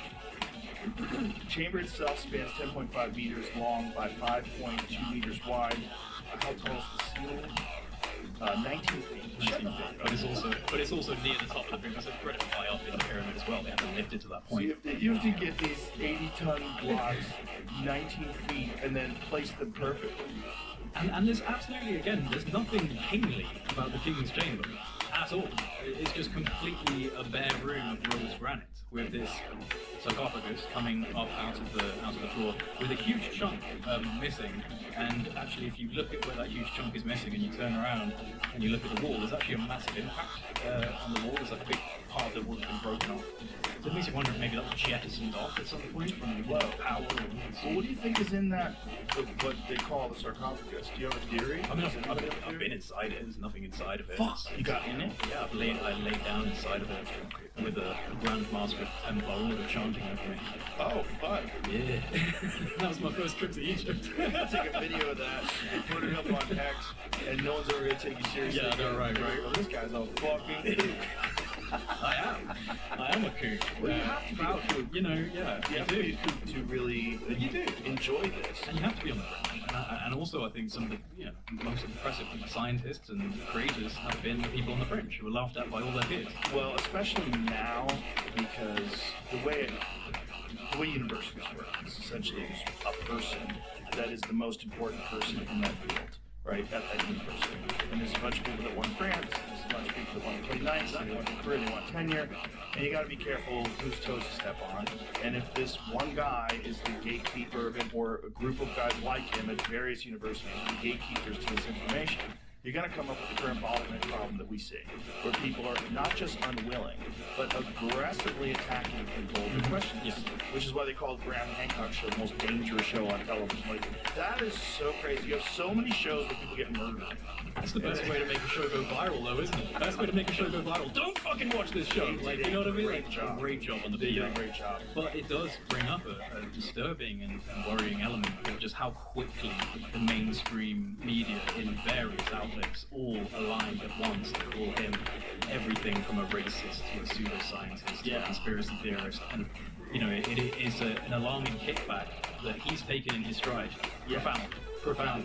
He's a wonderful guy. He's great. I can't wait to speak to him. I literally missed him for like 3 days when I went out to Peru. I was gutted. He was my first real guest. Yeah, he was, wasn't he? Me and him Duncan. Oh my god, that must He be such flew a... I need to in rewatch right that. from England. We got him to drive to my house. Yeah. And then once he got to my house, we ordered pizza. We all ate pizza. And I couldn't believe I'm hanging out with Graham Hancock. I was so giddy. I bet. It was like one of the first actual guests. Giddy moments, like, Yeah. you're just like, I can't believe I'm actually sitting with this dude. Yeah, because the guests before that had mostly been comics. Right, Or right. some person that I thought was interesting. Some guy that I met at the comedy store. I'm like, Yeah. what do you do? You're a therapist and what do you give people? How's it going? Come on over. Come and talk to me about Yeah, it. I did a lot of those. But he was, I think, the first real guest. Was there like a choice, like a conscious decision for you to kind of like evolve it from just comedians talking shop to actually getting different guests on from a variety of subjects? Because I know you're a curious person. You've probably been researching these things even at the point before you were doing that kind of podcast. Clearly you were, but yeah, like, what was the natural evolution of that for you? Well, I was always into books about ancient history and whether it's, like modernly, commonly accepted narrative or Graham Hancock stuff. But I got into Graham Hancock stuff, I think in the 90s, Fingerprints of the Gods came out, and I fucking loved it. I was so fascinated by it. I couldn't shut the fuck up about it. I would tell people, they're like, you gotta see this. Like, I think this guy's right. I think we are a history with amnesia, or a race with amnesia. And then, of course, I watched Chariots of the Gods, that film, which I thought was very kooky and fun. It's very campy and fun. And here's the thing about that. I dismissed it for a long time and said it's nonsense.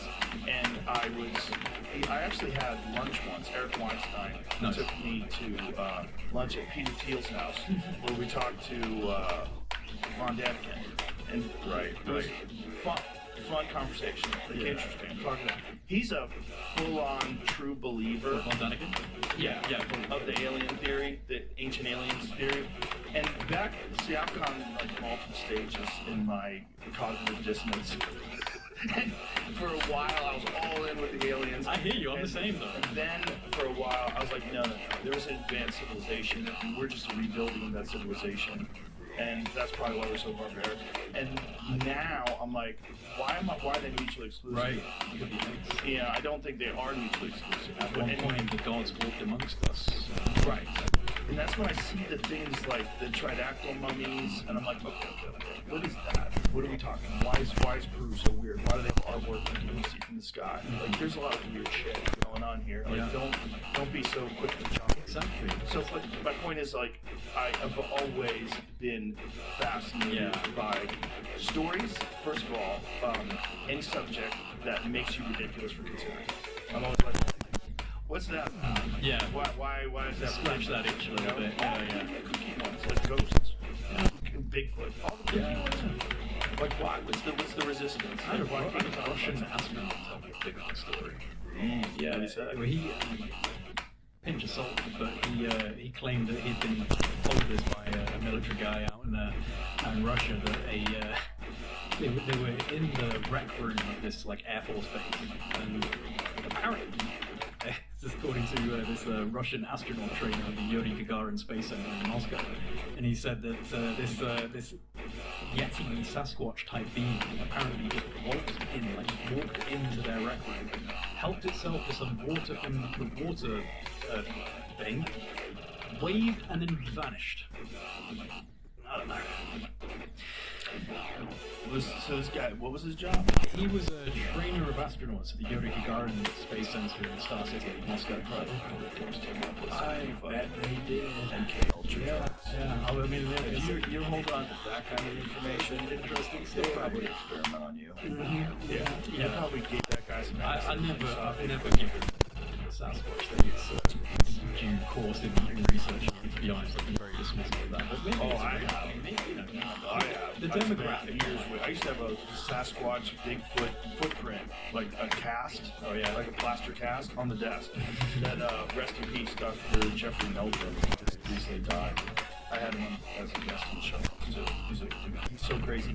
I asked him if he was so crazy, but in a wonderful way. I said, if you could cut a finger off to know that Sasquatch was real, would you do it? He was like, yes. It's like, what? That's your finger. Don't say yes to that. The information just comes out. You don't have to lose a finger. Damn it. Just sitting there with talking. I think Bigfoot was real.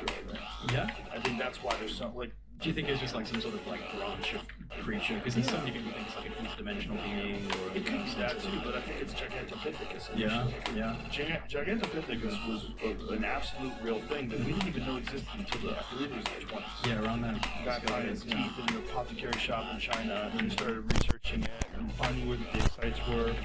And they found jaw bones that indicate that it was bipedal. So this is a bipedal hominid that's 8 to 10 feet tall. Yeah. Well, what is that? That's Bigfoot. That is Bigfoot. And that's probably, and also, this thing 100% lived around modern human beings. Like what we are today, it lived around us. So, imagine, you see one of those things. Well, first of all, you're gonna fucking run like hell. You're gonna have stories. This thing lives in the woods or in the jungle. Stay out of this spot. That's where this thing lives. And that's going to be passed on from generation to generation to generation until even after they're gone.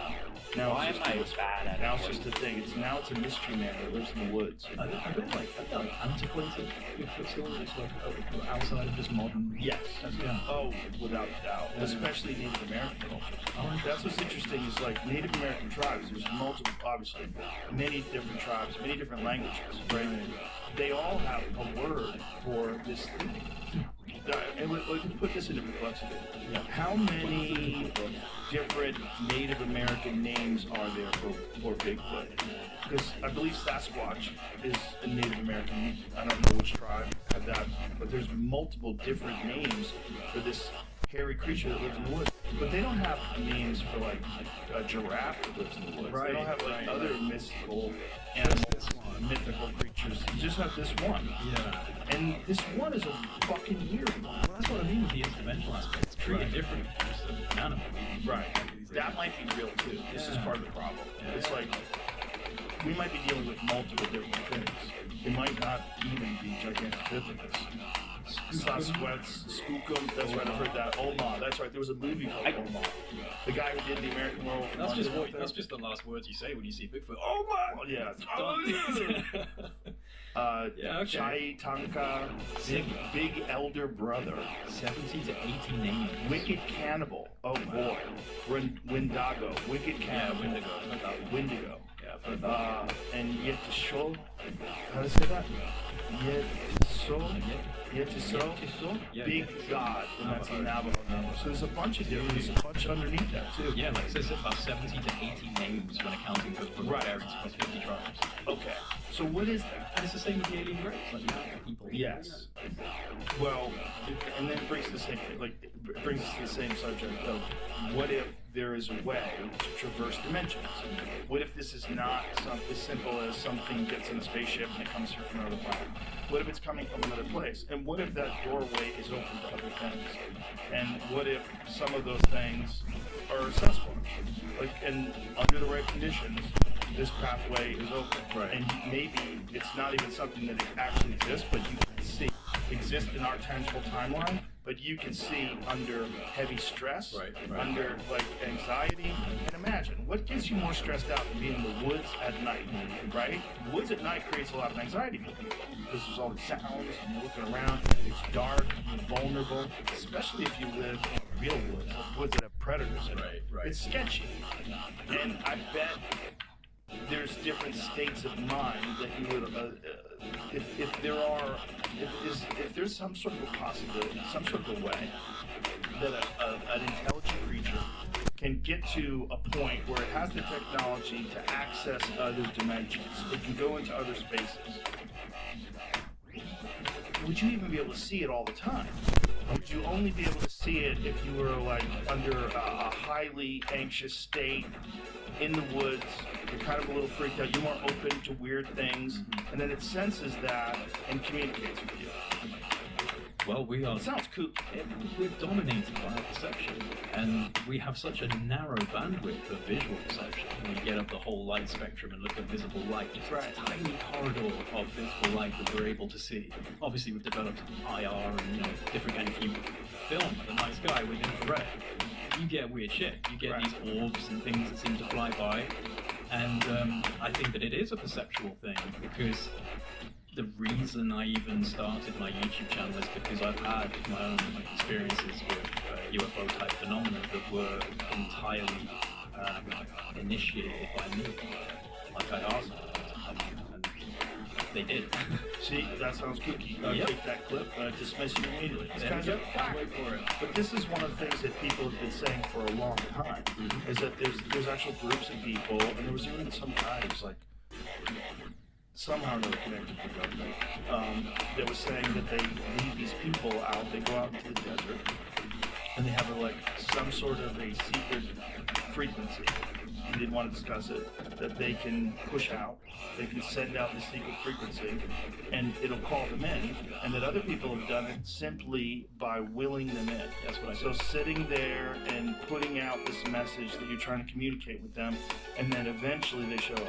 Yeah, I can't speak to technologically assisted psionics and all that kind of stuff, but do you want to hear my UFO story? Okay. First of all, where did you come up with this idea on your own, or did you hear about people doing this? No, I heard of it from someone who's a quite polarizing figure in the UFO community. I know you've spoken to him, Dr. Stephen Gray. Polarizing people are right sometimes. He's right on this. Yeah, they can be right on a lot of He's things. right on this, and I know that a lot of people have issues with Greer, but he was actually my intro into the UFO subject. So I'll tell you the story.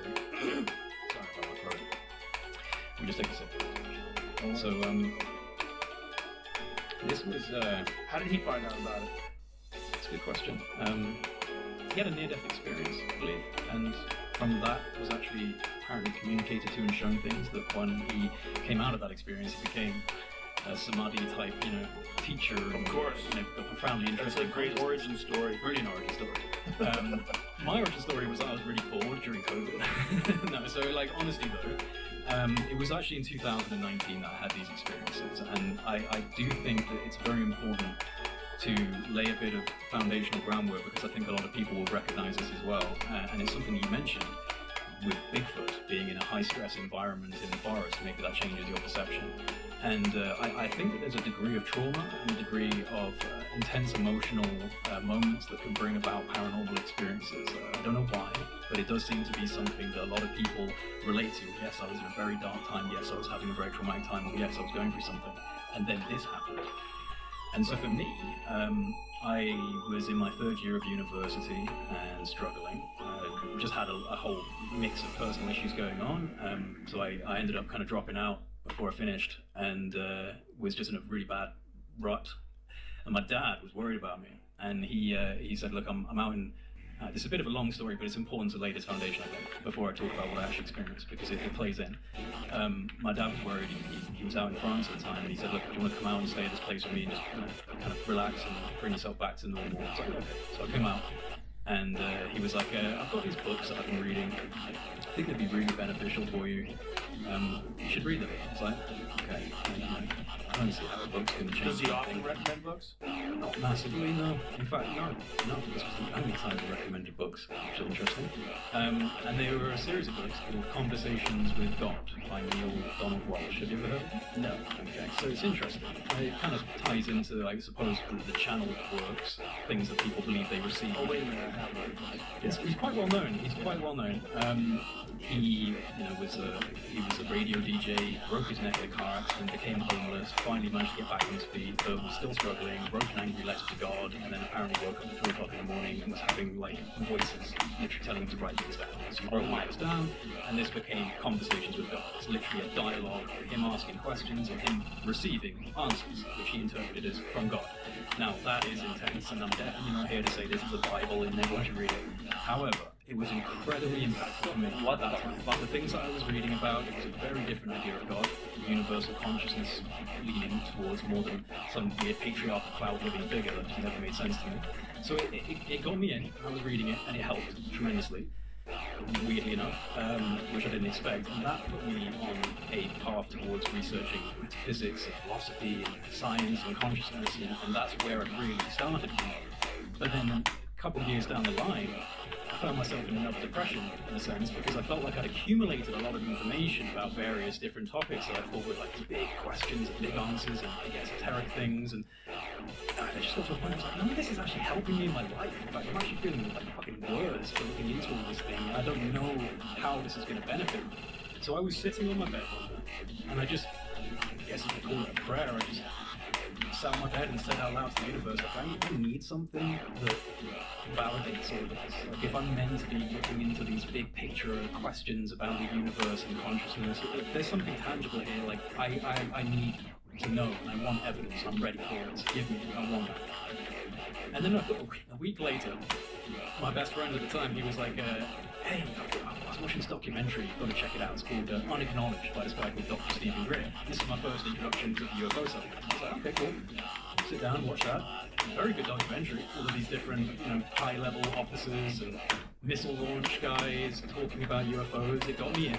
And then near the end of that is when he brings up this concept of CE5, initiating contact with these. You can actually have your own experiences by getting into a particular meditative state. If I hadn't been making that request on my bed the week prior, I'd probably just watched that documentary and gone about my life, but it felt like a very strong message to me personally, because I've been asking for something to validate these ideas around consciousness. Now there's a guy saying, yeah, you can actually have an experience by going out and attempting to, ask for one. So talk me through the process of actually doing that. So he has... Did you get it on the first try? No. How many times did you try? It was a weird gradual thing where things were happening in the sky that were enough to keep me going out, but not enough for me to be like, okay, this is legit. So like how many times did you go out before it worked? Before I saw what I really, really saw, probably about a month of going out. Damn, that's commitment. but I was seeing things, but they weren't. It was kind of just enough to make me like, okay. What were you seeing? Lots of what the contact community call flash bulbs. Flashes of light in the night sky, in a void of space, repeatedly, without any discernible object attached to it. Just one flash, and then send a thought, another flash, send a thought, another flash. And this happened multiple times. I've been someone who watches the night sky all my life. I'm used to seeing satellites. I know what really flares are. Maybe an hour, 2 hours. And so you sit down, are you seated? No, I'd be standing with my neck craned to the sky, but I would be. I don't know. I don't think about things properly sometimes when I do. Just lay down on the ground. Just lay on the ground. What the You get a fuck? better view of the Hold on. sky? Yeah, it's cold. Mildew on the floor. It's not. That's horrible. Yeah. But I was essentially, because of, again, asking the universe for something. The universe seemed to be giving me some sort of response. It kind of lit a fire up under me, and I started going outside. And honestly, a lot of people, like even Bria, has this incredibly complicated method using samadhi and doing various things. I didn't do any of that. I just breathed in through the nose and out through the mouth until I felt very calm, and then began to very clearly model my thoughts around the concept of I want something to respond to me, and then I would essentially visualize that was emanating from me. These thoughts were emanating from me. And it didn't take very long before I'd have flashes of light in the sky that just seemed weird because I've never seen anything like that, or an incredible influx of what looked and behaved like satellites, but just at an incredibly high level. It was just like, what's going on here? And it just felt like a kind of step-by-step progression until in August of 2019 I had 4 incredibly vivid and real experiences with orange orbs of light. Really profound. What was that? What happened? So I was outside. At this point, it had become my routine. It was in the summer of August and it was relatively warm, so I was out doing this quite a lot, seeing little flashes, seeing things in the sky, trying to figure out what exactly it was that I was seeing. And I was standing at the back of my garden looking towards my house, night sky, crystal clear, and I saw at the beginning a flash of light in the corner of the sky. So I looked over and I saw this flash, another flash, another flash. It was just blinking, but it was static in space. And then it started moving down. Every time it blinked, it would move further down. And I was observing this. And then it settled above 2 stars and kind of created the apex of a triangle. And it was just flashing above these 2 stars. And I was watching this for a while. And it happened for long enough where I just decided, thank you, whatever you are, I'm just going to keep panning around the sky and looking around. And as I panned my head, I saw that there was a cloud, but I didn't really look at it. I turn around here, come back, and I see this cloud again. And this time I really look at it. And this cloud, Joe, had, so strange, it's like a dark cloud, but when you stared at it, it had a staticky appearance. It's very hard to describe other than imagine a light overlay of TV static. There was particles, it was agitated, it was shimmering. It was something, not a cloud, certainly not anything I've ever seen in my life. And if we pretend this microphone is my house, and this cloud is here, it's drifting this way. So eventually it's going to drift past my house and go this way, at least according to its natural trajectory. It gets to my house, and it does a right angle, and it starts coming towards me.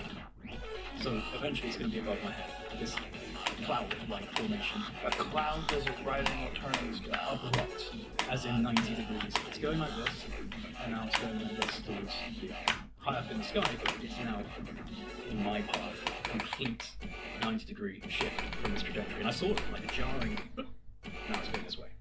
Okay, so at this point I'm rooted in place. I'm not really scared, but I'm shocked at the fact that this thing did what it just did. And I'm watching as it's coming closer and closer towards where I'm going to be. Eventually it's directly above my head. It sounds so crazy, and Terrence McKenna said something like this. He was like, if you tell the unvarnished truth about a UFO experience, you'll be taken for a fool. It's like, it's true. If you just tell people what really happened, but this is what really happens. This cloud comes above my head.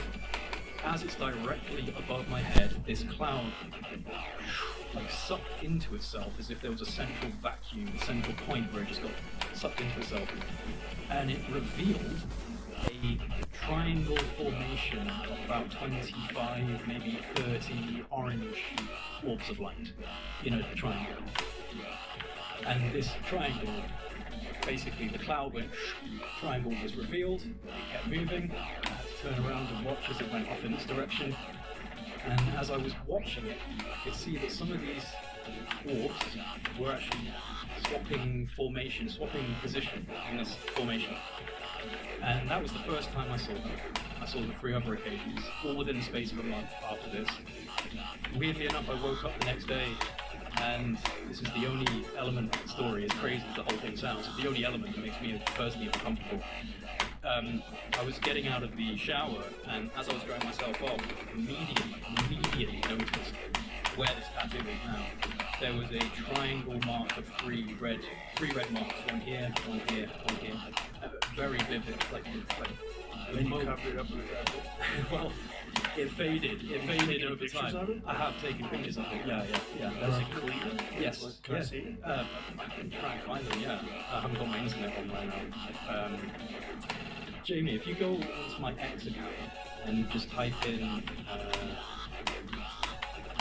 J Anderson marks on arm, maybe that will come up. I'm sorry, I should have really said that ahead of time, but I do have images online. People have seen them, and I've discussed it many times. Did it look like a wound? This is the thing.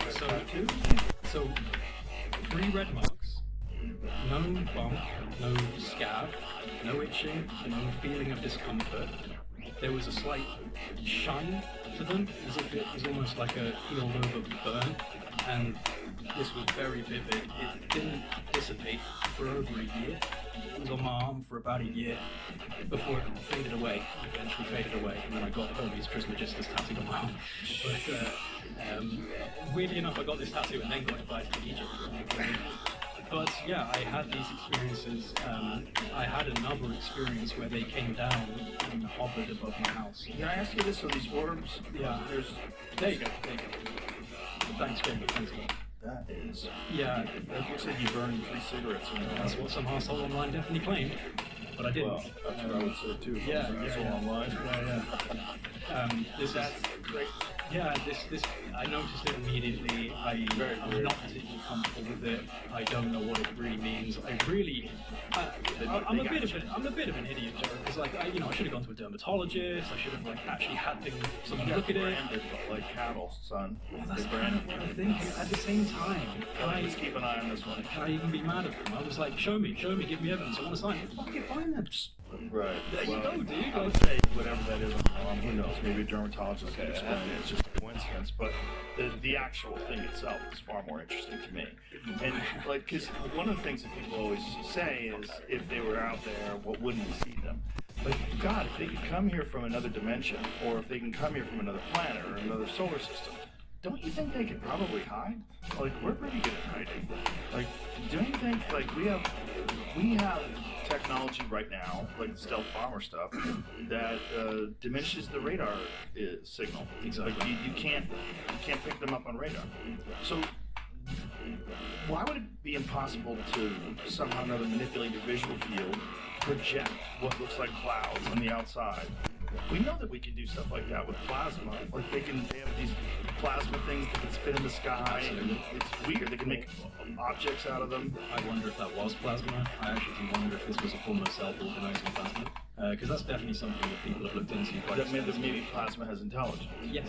There's some, yeah. Yes, and perhaps these are a form of individuated plasmic intelligences that can interact. And one thing that's very interesting about that, there was a brilliant paper actually, I did a video on it. It's like 11 different scientific institutes looking at the idea of self-organizing plasma and intelligent plasma, and they were using some references, like, do you know the STS-75 NASA missions where the tether broke and you had all these strange things going around the tether? Yes. So that's dismissed as ice particles Yes. and things like that. Have you ever seen the motion tracking version of that, where someone actually attached the flight paths of each object so you can see the flight path? No. That's crazy. Because Can we see it?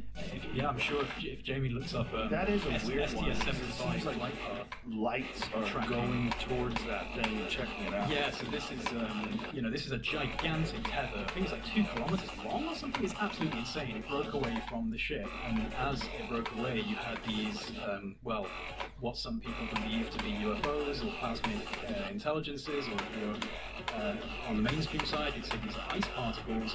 There you go. If you go slightly further back, there you go, just as that green one's starting out, this is the flight path. So if you just take it back to the beginning of that, and this is where they've attached the flight paths, and you will see complete 90-degree turns, you'll see absolute stops and reversals of change, and it's incredible. I wonder if it's just a kind of life that we I truly think that's the case. assume I exists, and truly it think that's just the lives case. in space. I think so. I really do. Like the things they find at these volcanic vents at the bottom of the ocean. They're like, oh, we didn't even know that something could survive down here. Right. There could be a type of life that survives in the void of space.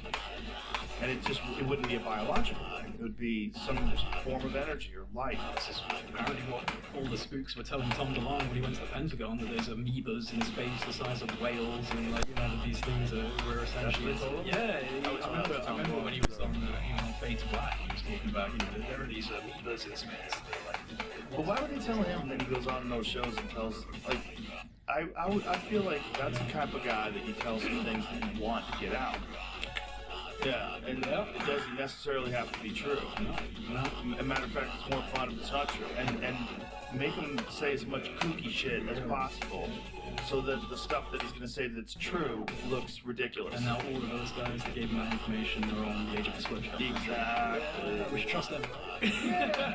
We should trust all of these government spooks. It's fun. If you're playing, it's like the world is a gigantic escape room. Dude. You're playing a bunch of weird puzzles, and you're trying to figure it out, but nothing is what it seems. I think nothing's nothing's as it seems. I think with Tom DeLonge and the UFO subject and To the Stars Academy and all the things that have happened since like 2017, New York Times, it's I have opinions on it, because I think I might be the first guest that you've had on that wasn't already quite established. So I've had to work my way up through social media, through the interactions in the community, to, you know, personal relations with people that aren't big names or anything like that.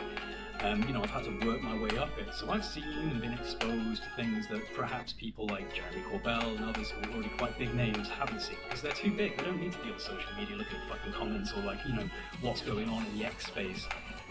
But if you are like that, you start to notice things. And so what's interesting to me, despite what anyone wants to say about Stephen Greer, and I've got my own issues, what's interesting to me is that the only person really who was making noise prior to TTSA was Stephen Greer. He was the one that was putting out Netflix documentaries that were getting seen by millions of people all over the world.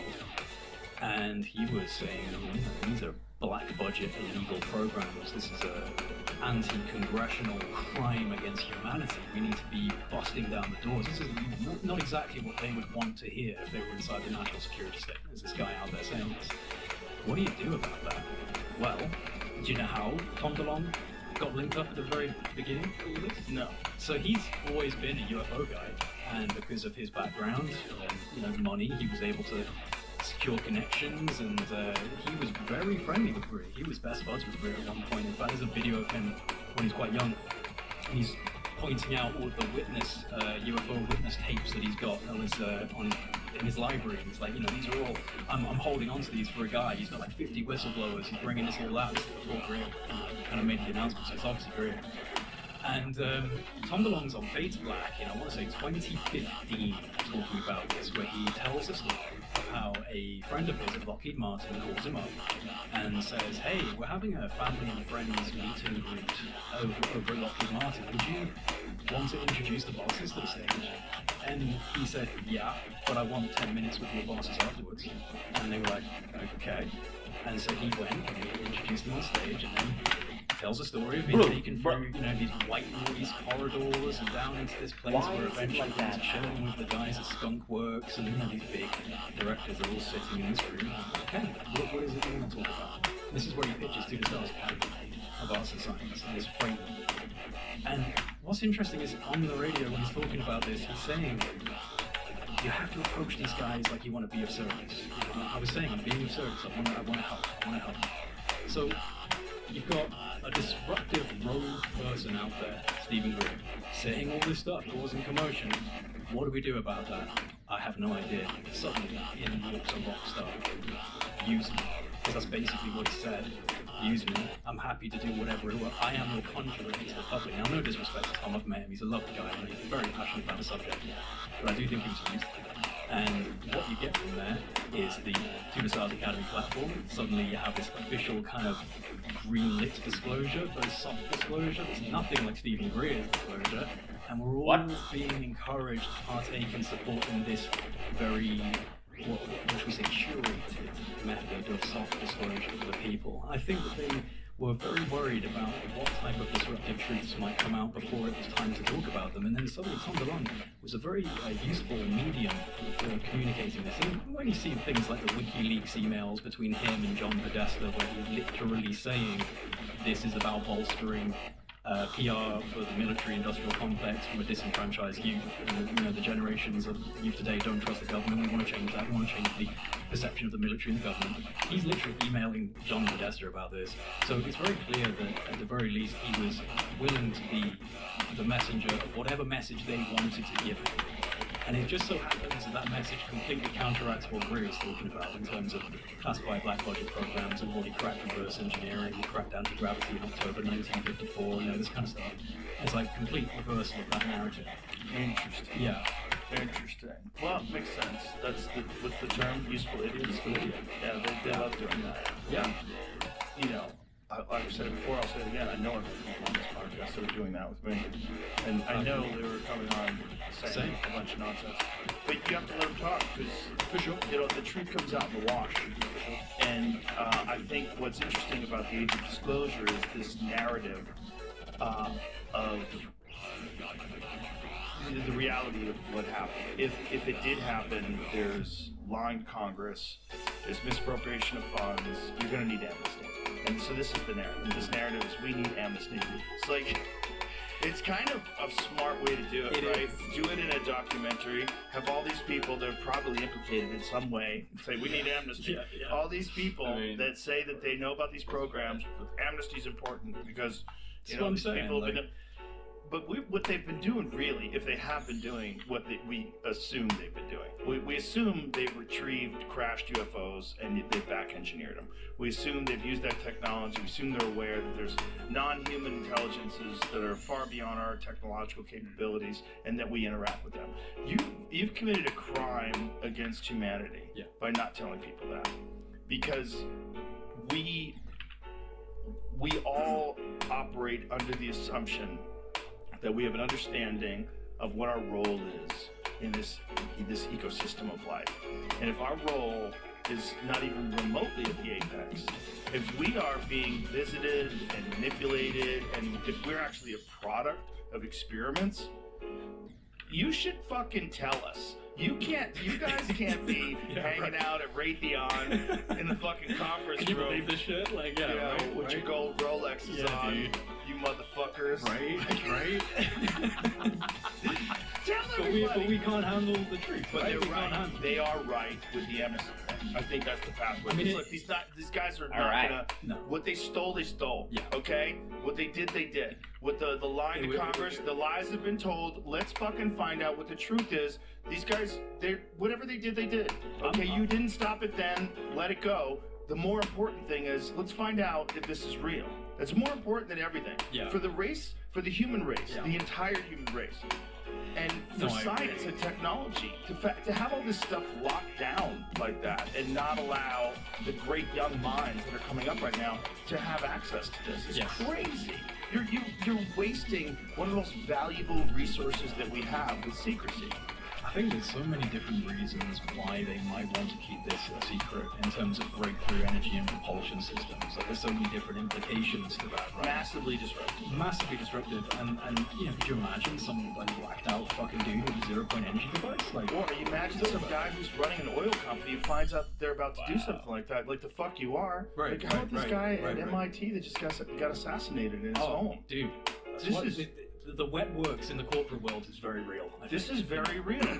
This guy was, one of the more disturbing theories that he had was that not only is the shift of the magnetic poles, that, here, I'll send it to you, Jamie. Yeah. But his take on it was that the shift of the magnetic poles is necessary in order to maintain. Well, I don't want to fuck it up.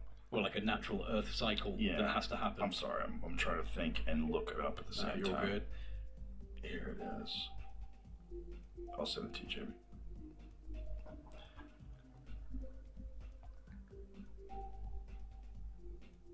Sorry for the dead air, folks. Okay, so it says the